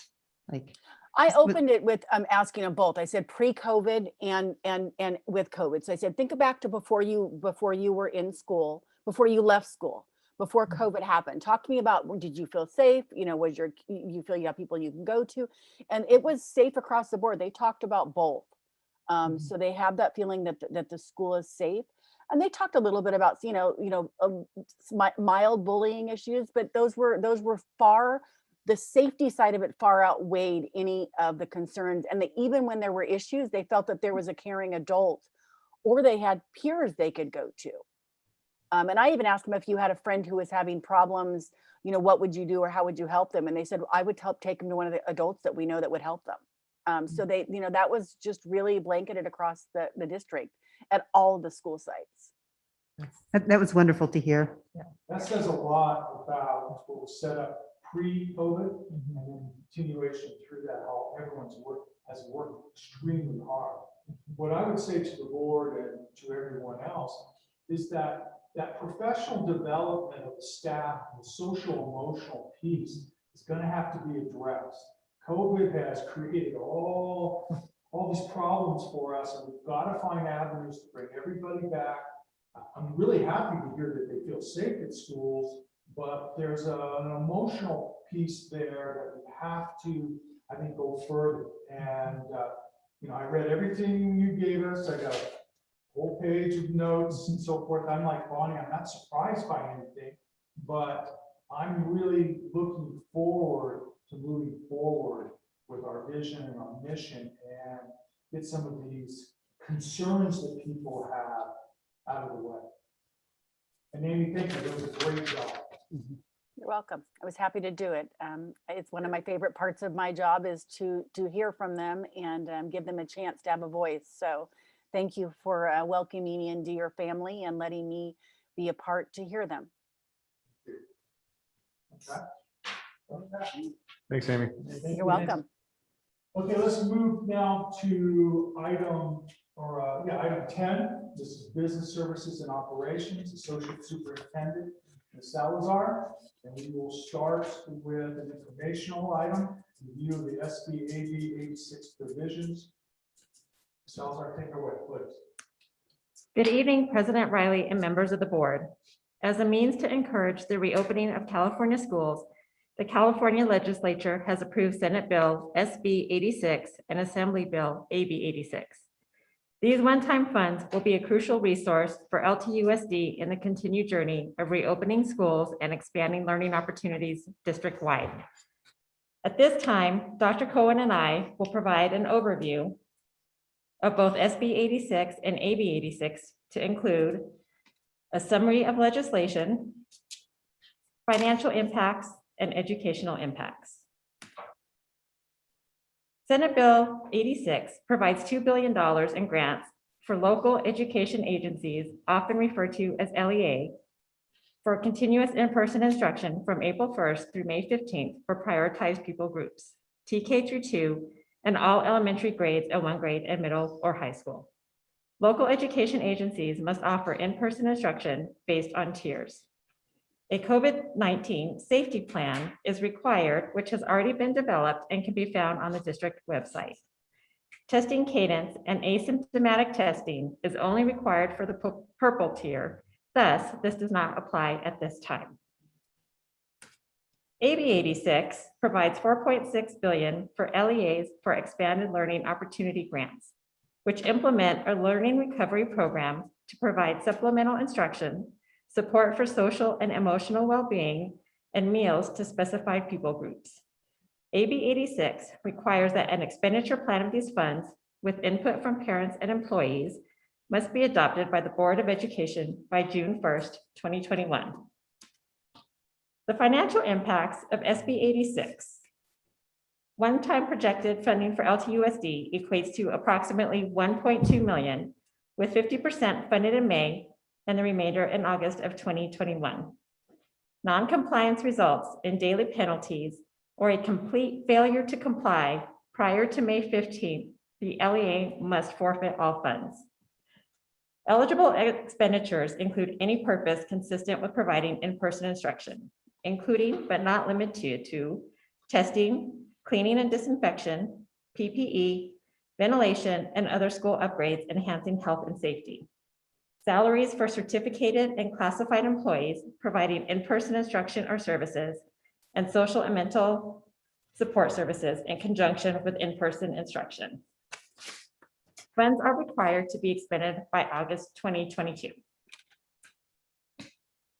SB 86 highlights educational responsibilities that must be complied with by school districts. In order to receive the grant, we must offer in-person instruction targeting specific students' populations that are most at risk, expand learning opportunities through expanded days and times, and consider utilizing additional support personnel such as paraprofessionals. Financial impacts of AB 86. One-time projected funding for LTUSD is projected at $2.7 million, with $192,000 specifically allocated for the homeless. Again, 50% will be funded in May, with the remainder in August 2021. Non-compliance will result in an equal amount of withholdings from an LEA's principal apportionment. 85% of funds must be utilized for providing in-person instruction. 15% can be utilized for distance learning or preparing for in-person instruction.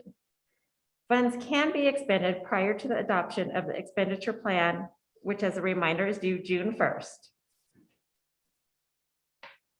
So AB 86 highlights more specifically areas to address to increase access and accelerate learning for students at risk. Specifically expanding social, emotional, mental health, and trauma-informed practices, and target students who are credit deficient or at risk of not graduating. This is an information item. Are there any questions? Any questions from the board? Has there been discussions up to this point about how those funds might be targeted in our district, or is that still, I mean, you know, like, for example, summer school has been raised several times. Is that something that's being discussed, or is it premature to ask? So I'll jump in and say that we have been brainstorming, you know, how are we going to utilize these funds, but it's also part of the plan that we will include and incorporate conversations with our staff and also our parents. And I really think that we've gathered, just as we've heard from Amy, we've gathered a lot of information, right? And we know that, and we even just thinking about what parents have talked about tonight. They want more time with students in school. We want social, emotional supports and help. You know, again, I believe that we've had a lot of conversations that now just have to be structured and formalized and put into a plan. And of course, that's by June. And so, I mean, but summer schools, we've talked about summer school. We've talked about just literally getting more time in school right now. Talked about additional type of work with students during the school day, outside of the school day, and also looking at how this goes into next year. So it is a little premature for us. And this, I mean, this just is really relatively new. Right. We got it to you very quickly so that, number one, you were familiar, presented to the community as well, and get started. A follow-up, Dr. Cutler, Yeah. is I'm glad to hear, I mean, it seems like we've been gathering information, and it sounds like the new legislation would allow us to incorporate like the community forum, that even though that happened, say, before the legislation was approved, that is there anything in the legislation that requires like certain engagement with parents or teachers? I mean, there is a requirement, but we can use the stuff we've already collected. That's what I'm trying I to would tell figure you out. in the spirit of Mhm. what's being asked is yes, Yes, that's information we've collected both from the Mhm. survey, from the Right. community groups. Right. Now we'll have additional continued conversations. Mhm. Remember, we have our LCAP task force that's Right. focused in on what we're doing for students that generates that. We have a specific, and I always forget the letters of this group that will be meeting actually shortly for their second meeting, which is with teachers. We will. CCSSEAC. Okay, I think I caught most of that. We will, with our negotiations teams, be having these conversations. So I believe that we have a system and structure already in place. Oh, by the way, LCAP Parent Advisory Right. is also another group. Okay. And so I think, yes, so I'm just making sure the full spectrum of the question is answered, Yeah. but I think it's all of that. It's exactly, all of that can be used. Yes, yes. And one last question is just, it sounds like money can be used for, staffing. And can it be used for training of both the classified and certified staff for the social emotional learning support? Is that- Absolutely. Okay, thank you. Yes. Anybody else? Anybody else? Okay. Okay. Very good. Thank you. Thank you. Okay, let us move to 10-2. Salazar? President Riley, members of the board, the means and the attainment of the Sustainability and Renewable Energy Committee's goals is being achieved through the district's participation in a cohort of 60 school districts in California to develop plans and roadmaps to achieve zero net energy and carbon across their portfolio. The initial step has taken place in which measurable and actionable goals have been established, followed by a discussion in the December 15, 2020 meeting and approved via a resolution in the January 12th meeting. Riley Loveland of NBI provided the overview of the guiding standards for net zero energy in the March 9th meeting, which was the next step in achieving the district's sustainability and renewable energy goals. It is staff's recommendation that the Board of Education approve the guiding standards for net zero energy. Are there any questions? Questions and comments from the board? Since we do not have, this is an action item. Do we have a motion? So moved. Second. I'll second. Okay, now we'll hold on to that. Dr. Cutler, do we have any public comment cards on this subject? No, Mr. President. Okay, then we will move down to, since there are no other questions or comments, and we have a motion and a second. All those in favor say aye. Aye. All opposed? Okay, motion carries. Okay. Then we will move to 10.3. President Riley and members of the board, the district's commitment to sustainability and renewable energy has been demonstrated through the participation in a net zero cohort, adoption of energy goals on 1/12/21, and the adoption of guiding standards for net zero this evening. During the last few months, the board has heard from Riley Loveland, program manager of NBI, an integral partner in the net zero journey. In addition, the district has selected ABM, a facility management company, to be a part of the net zero team. They will be utilized for their expertise in identifying, prioritizing, and managing net zero projects for all sites while also complying with the approved goals and guiding standards. The initial program outline is that for a term of 5 years, beginning in summer 2021. It is the district's intent to seek approval for FY 2021 projects in the April 27th board meeting. At this time, I would like to introduce Mr. Puya Echemahe of ABM, who will provide an overview of the 5-year project plan. Thank you, Ms. Andrea. This is Puya from ABM, Board President, Mr. Riley, fellow board members, and Dr. Cutler. Let me share this presentation with you. We have a quick presentation, few slides, and I appreciate your attention and I appreciate your time this evening. Can you guys hear me well? Just wanted to confirm that first. Yes. Yes. Perfect. So let me expand this page.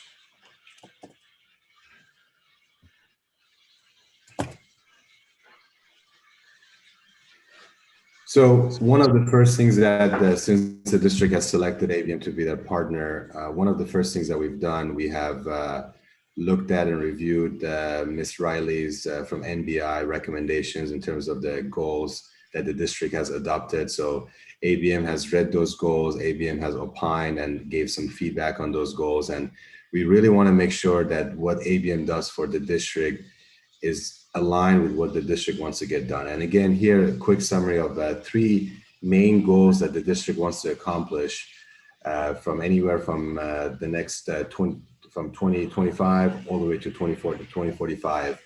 And later on, I'll share with the audience how the projects that Dr. Cutler has directed us is going to be aligning the district to get on this path of reducing their EUIs, which is the units of energy, and how the district measures that in terms of figuring out how the district is efficient in terms of how the district is running their facilities. With that, some of you might have remembered we worked on a larger project years ago, and what we've done working with Dr. Cutler and his staff, we've broken the project into 5-year approach, phase approach, and kind of more of a smaller tranches of projects. And really, I just wanted to make a visual graphical presentation of what these projects are. And really, these projects that you can see from year 1 to year 5, and we started looking at what can we do for the district that the district wants to get done that has the highest, fastest payback return on investment for the district.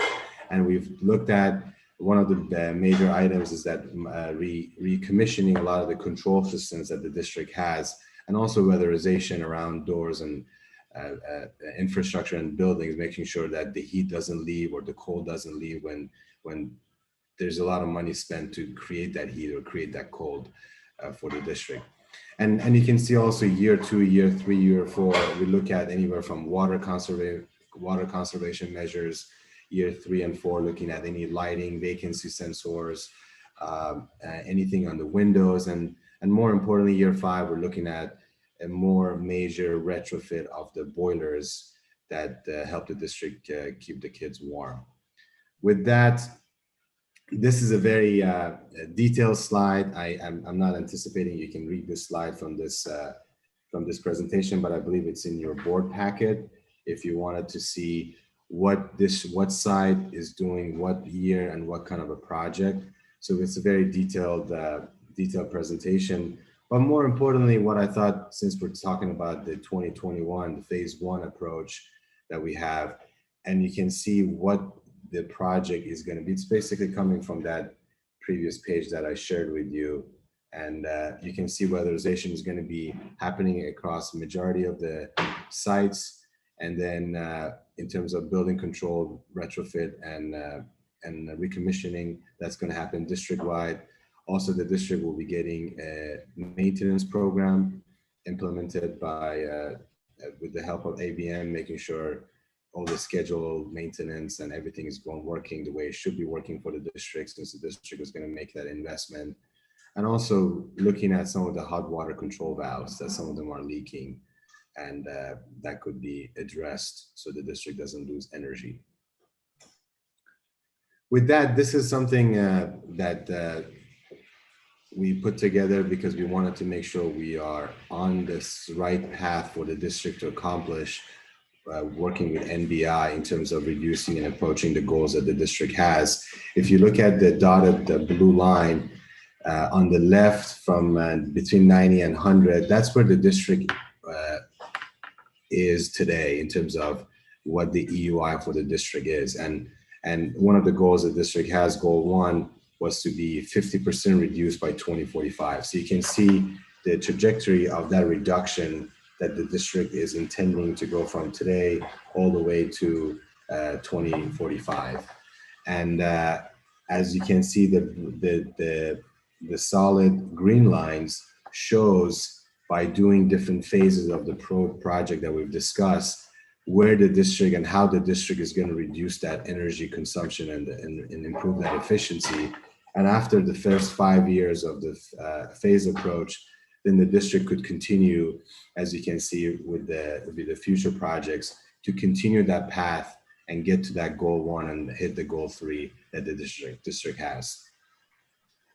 I'll pause here if there are any questions or comments, and if not, I can go next slide.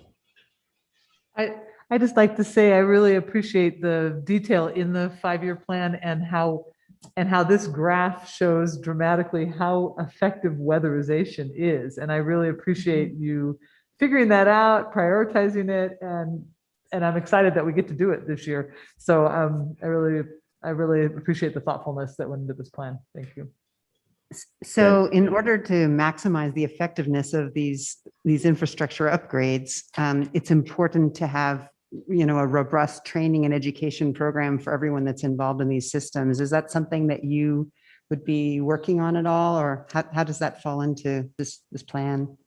In terms of when I mentioned maintenance program, that's one of the things that we will be discussing with the district in terms of what the district needs, what kind of a training they need.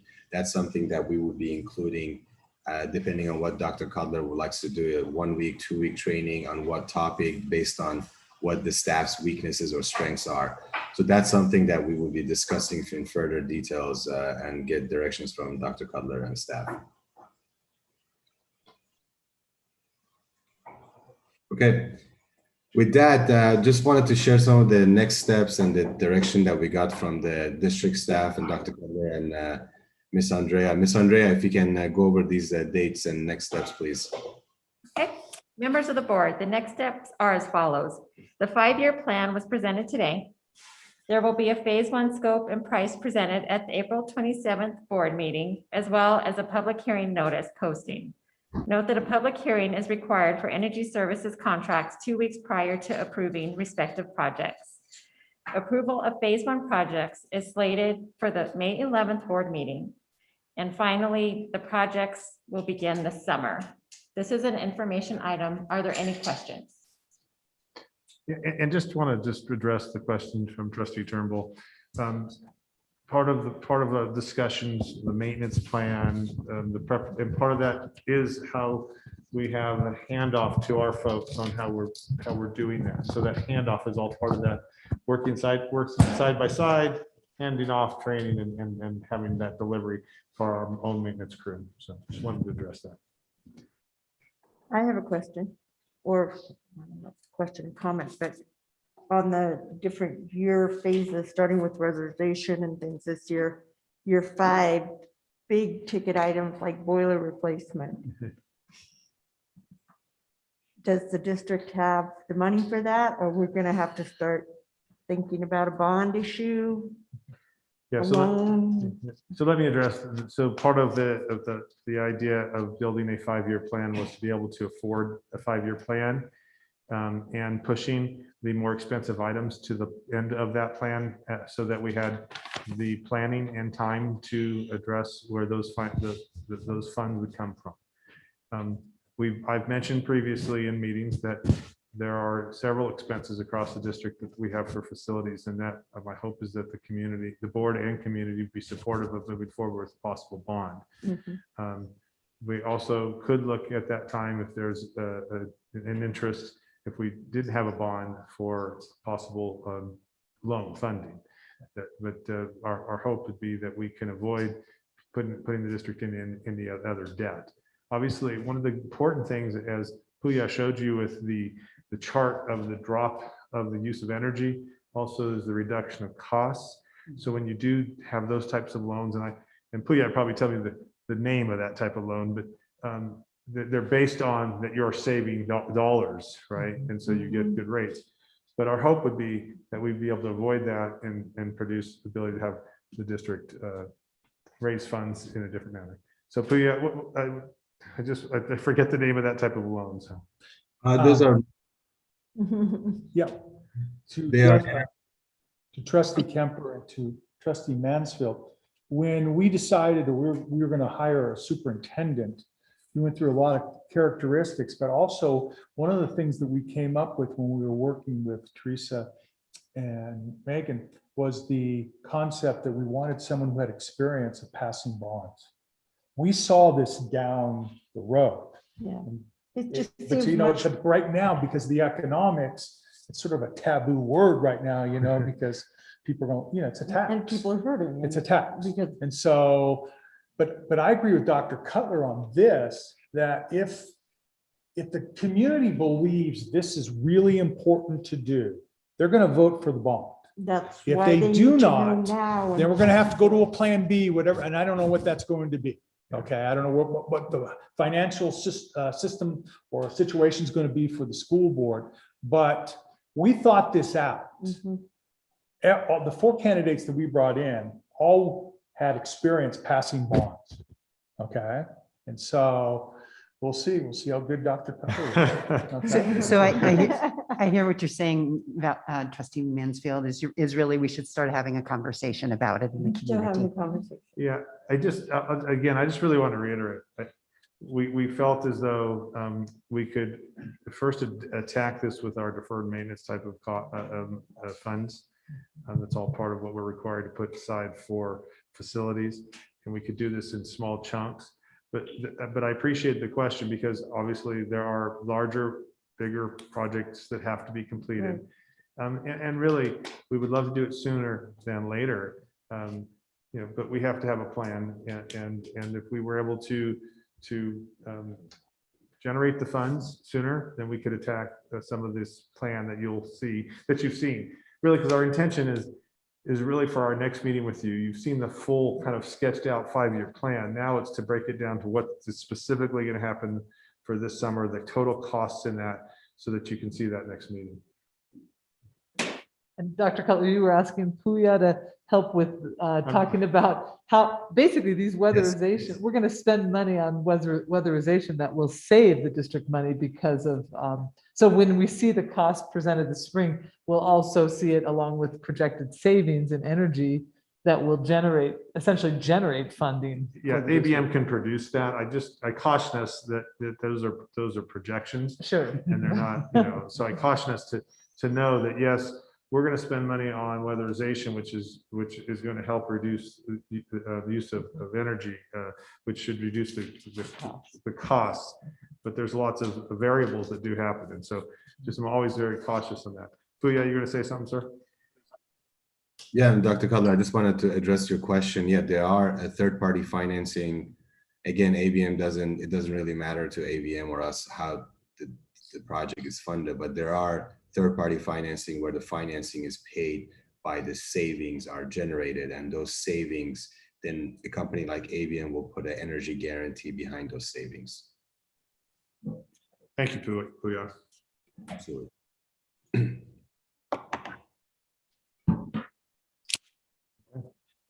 No other questions? Yeah, no other questions. Thank you so much. 10.4. Thanks, Puya. Thank you. President Riley, members of the board, LTUSD has demonstrated a continuous and evolving commitment to providing safe learning environments for its staff and students. In the October 27, 2020 board meeting, an overview of implemented systems at the onset of COVID-19 regarding air quality was discussed and included the use of air filtration systems, air quality measurement, and maintenance of existing HVAC systems. Initially, LTUSD consulted with SiteLogic to evaluate the district's air filtration systems in classrooms and make recommendations for further mitigation. The district began using a combination of unit ventilators with MERV 10 filters and standalone HEPA filter units in each classroom. In addition, TimTop air quality detectors were purchased for every school site. The handheld air quality detector is a device which can test the concentration of carbon dioxide and numbers of particles in the air. What's new since we last discussed air filtration is that MERV 13 filters have been installed at all school sites, the bus lounge, and the district office. Any locations which were previously assigned standalone HEPA filter units have retained those units. In addition, 24 route buses have been equipped with HEPA filters. Adding an additional layer of health and safety during the month of March, the district has worked collaboratively with the El Dorado County Office of Education and SiteLogic in the installation of GPS ionization units, a compact, self-cleaning, no maintenance bipolar ionization system in approximately 95 of the district facilities, which includes all school sites, the bus lounge, and the district office. Ionization technology has proven to be an effective means of sanitizing the air of indoor environments, resulting in a healthier and safer environment. At this time, I would like to introduce Jennifer Butler, Facility Solutions Specialist for SiteLogic, who will provide more information on the ionization units. Hello, everyone. Could I just get a brief nod if you can hear me okay? We got you. We can hear you. Great, thank you. I just invested in this fancy headset. So my name is Jennifer Butler, and I'm going to go ahead and share my screen with your permission and give you a brief presentation on the ionization technology. And I want to make sure that I have it so that you can hear a quick. Okay, here we go. So great to see those presentations given earlier about the children coming back to class. And thank you, Board of Trustees, for having me tonight, and Dr. Cutler. So again, my name is Jennifer. I'm with SiteLogic, and we're a facility solutions specialist. And just a quick overview for your district. We installed 350 bipolar ionization units. Those units are going to bring 99.4% inactivation of the COVID-19. And so that went into South Tahoe High School, South Tahoe Middle, Tahoe Valley Elementary, and Sierra House Elementary School. And those are all in now. Wanted to let you know what these actually looked like. It's a very small, pretty much about this big unit that sits in the HVAC ducting area and can be taken out of the unit if you should be replacing your HVAC units so that they won't be wasted. The GPS units, as they're called, or ionization, were first tested on the coronavirus. And they noticed a 90% kill after 60 minutes of exposure.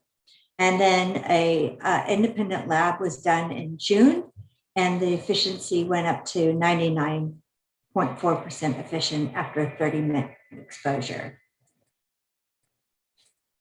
I'm going to show you a brief video, and I really want to make sure you can hear the sound, but this is a great video just explaining how it works. Here we go. Okay, just kidding.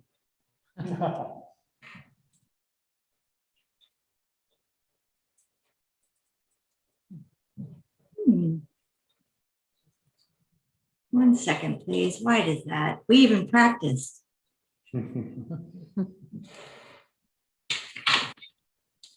One second, I apologize.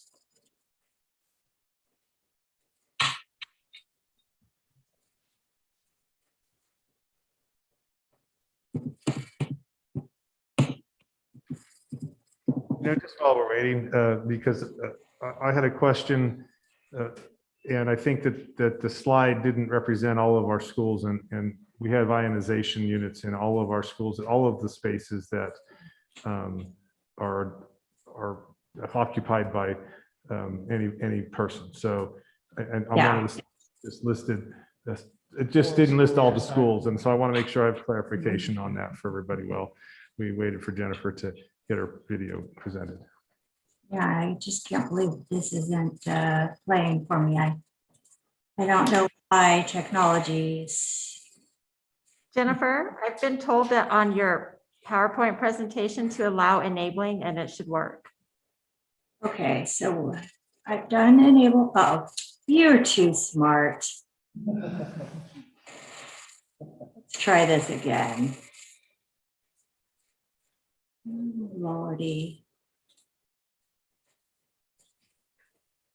Share screen. This is like a nightmare. It's okay. If it doesn't get working, you can just simply give us a quick summary. Okay, well, here we go. And I hopefully everyone can hear it. Let me know a thumbs up if you can. On average, we spend 90% of our time indoors. But according to the EPA, indoor air is often 2 to 5 times more polluted than outdoor air. These particles can include dust, dander, pollen, smoke, and even pathogens such as mold, viruses, and bacteria. So it's no wonder we go outside for fresh air. Outdoors, naturally occurring ions are everywhere and are constantly working to clean the air. Unfortunately, the concentration of these naturally occurring ions is much lower indoors. There's still hope for indoor air quality though, thanks to ionization. Our patented needlepoint bipolar ionization technology safely introduces ions into the airstream. When these ions disperse throughout a space, such as an office or a schoolroom, they combine with particles suspended in the air. This creates a snowball effect in which particles of opposite polarity begin to cluster together.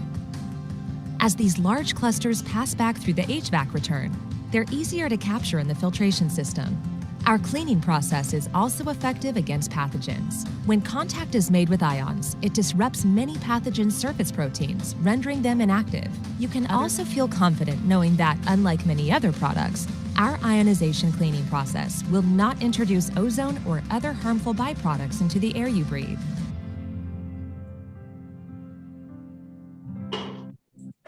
Is everybody able to hear that? Yes. Great, It good. was worth waiting for. Oh, good.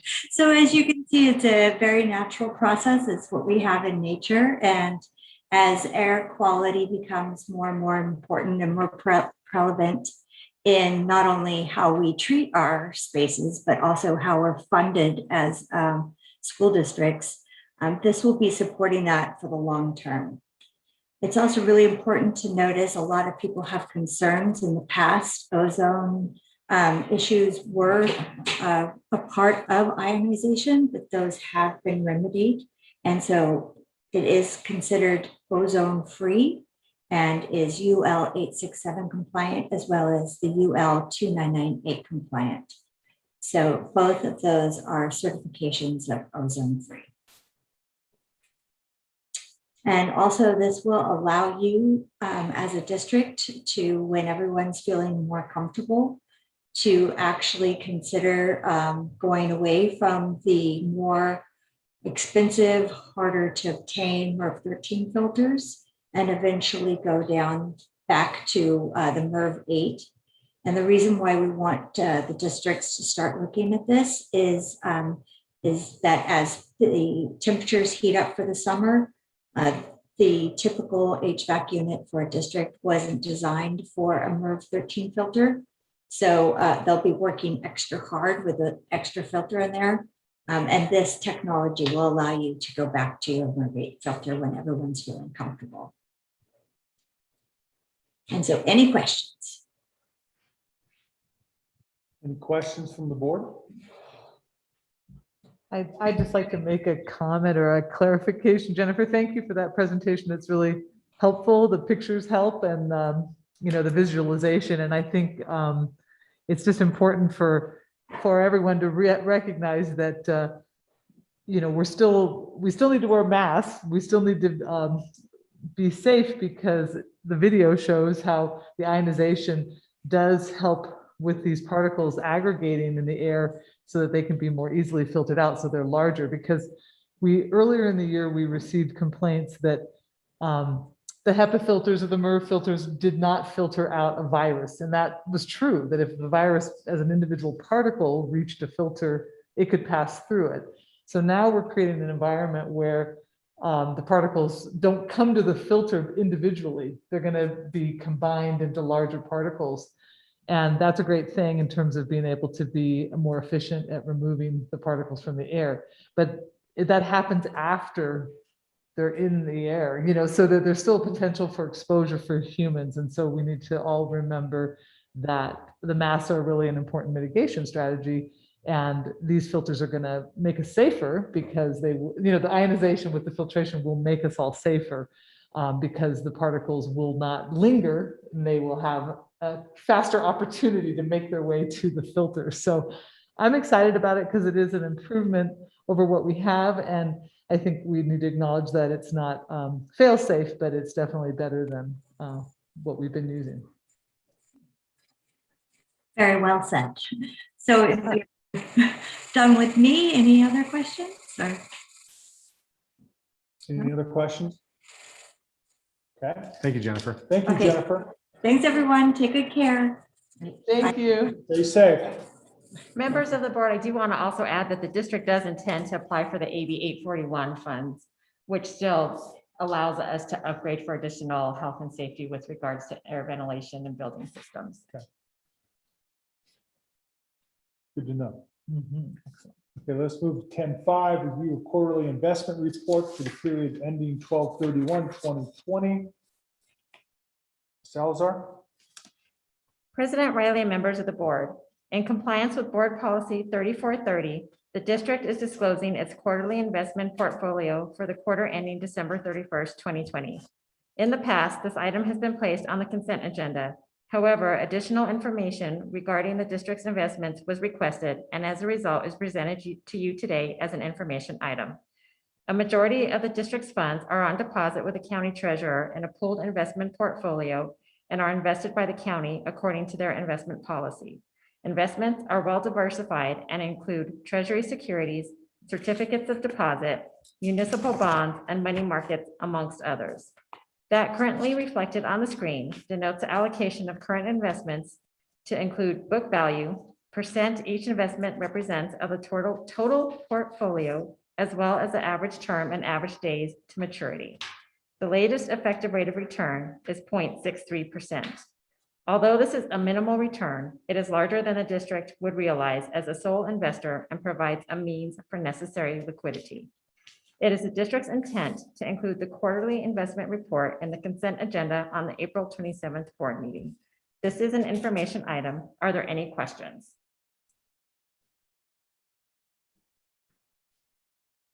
I wish we were getting a higher interest rate. I think, Stock market, is that what you're? because you said diversified, I'm like, oh, I know. I think the only thing is that I've noticed in past investment reports, we had investments in companies such as ExxonMobil, which are kind of in conflict with our concerns as a district and a community, and nothing was on there. I know that it's always been a small amount, and it was obviously temporary, but it's just something that I've noticed in the past. Thank you for sharing it. You're welcome. Okay, thank you, Ms. Salazar. Okay, let us move to item 11, board governance. Superintendent Todd Cutler, we're going to look at second reading and adoption of board policies, administrative regulations, October 2020 update. This is an action item. We need to ask Shannon if there's any correspondence from anybody from the outside. I do not believe we had any correspondence, but Okay. Ms. Chandler, do you know, and as President Members Board, you had, this is a first reading, your last board meeting, it's a Yes. second read, and you Yeah, but requested we this to always be up ask for that. adoption. So it is our staff's recommendation that you approve the listed board policies. Okay, okay, so we have no correspondence since this is an action item. And do we have any questions or comments before I move on? Okay, do we have a motion? So moved. We have a second. Second. Okay, we have a motion, we have a second. Dr. Cutler, are there any public comment on this? No, Mr. President. Okay, so we'll go from there since we have a motion and we have a second. All those in favor say aye. Aye. All opposed? Okay, motion carries. Okay, let us move now to item 12. This is the consent agenda. Okay, we need a motion to accept the consent agenda. So moved. Second. Okay, okay. All those in favor say aye. Aye. All those opposed? Okay, item 12 is taken care of. All right. Okay, let's move to 13, items for consideration at future board meetings. Do we have anything? Okay. I was to say, we're still working on some of the lists. No, I know, we have a list. I know we have a list. So good, thank you. Okay. We're doing one Notice or two those things. Notice that though it's getting late, I got a little quicker. Okay, okay. Now, we'll move to item 14, and it is 8:23, and this meeting is adjourned. Thanks, everybody, for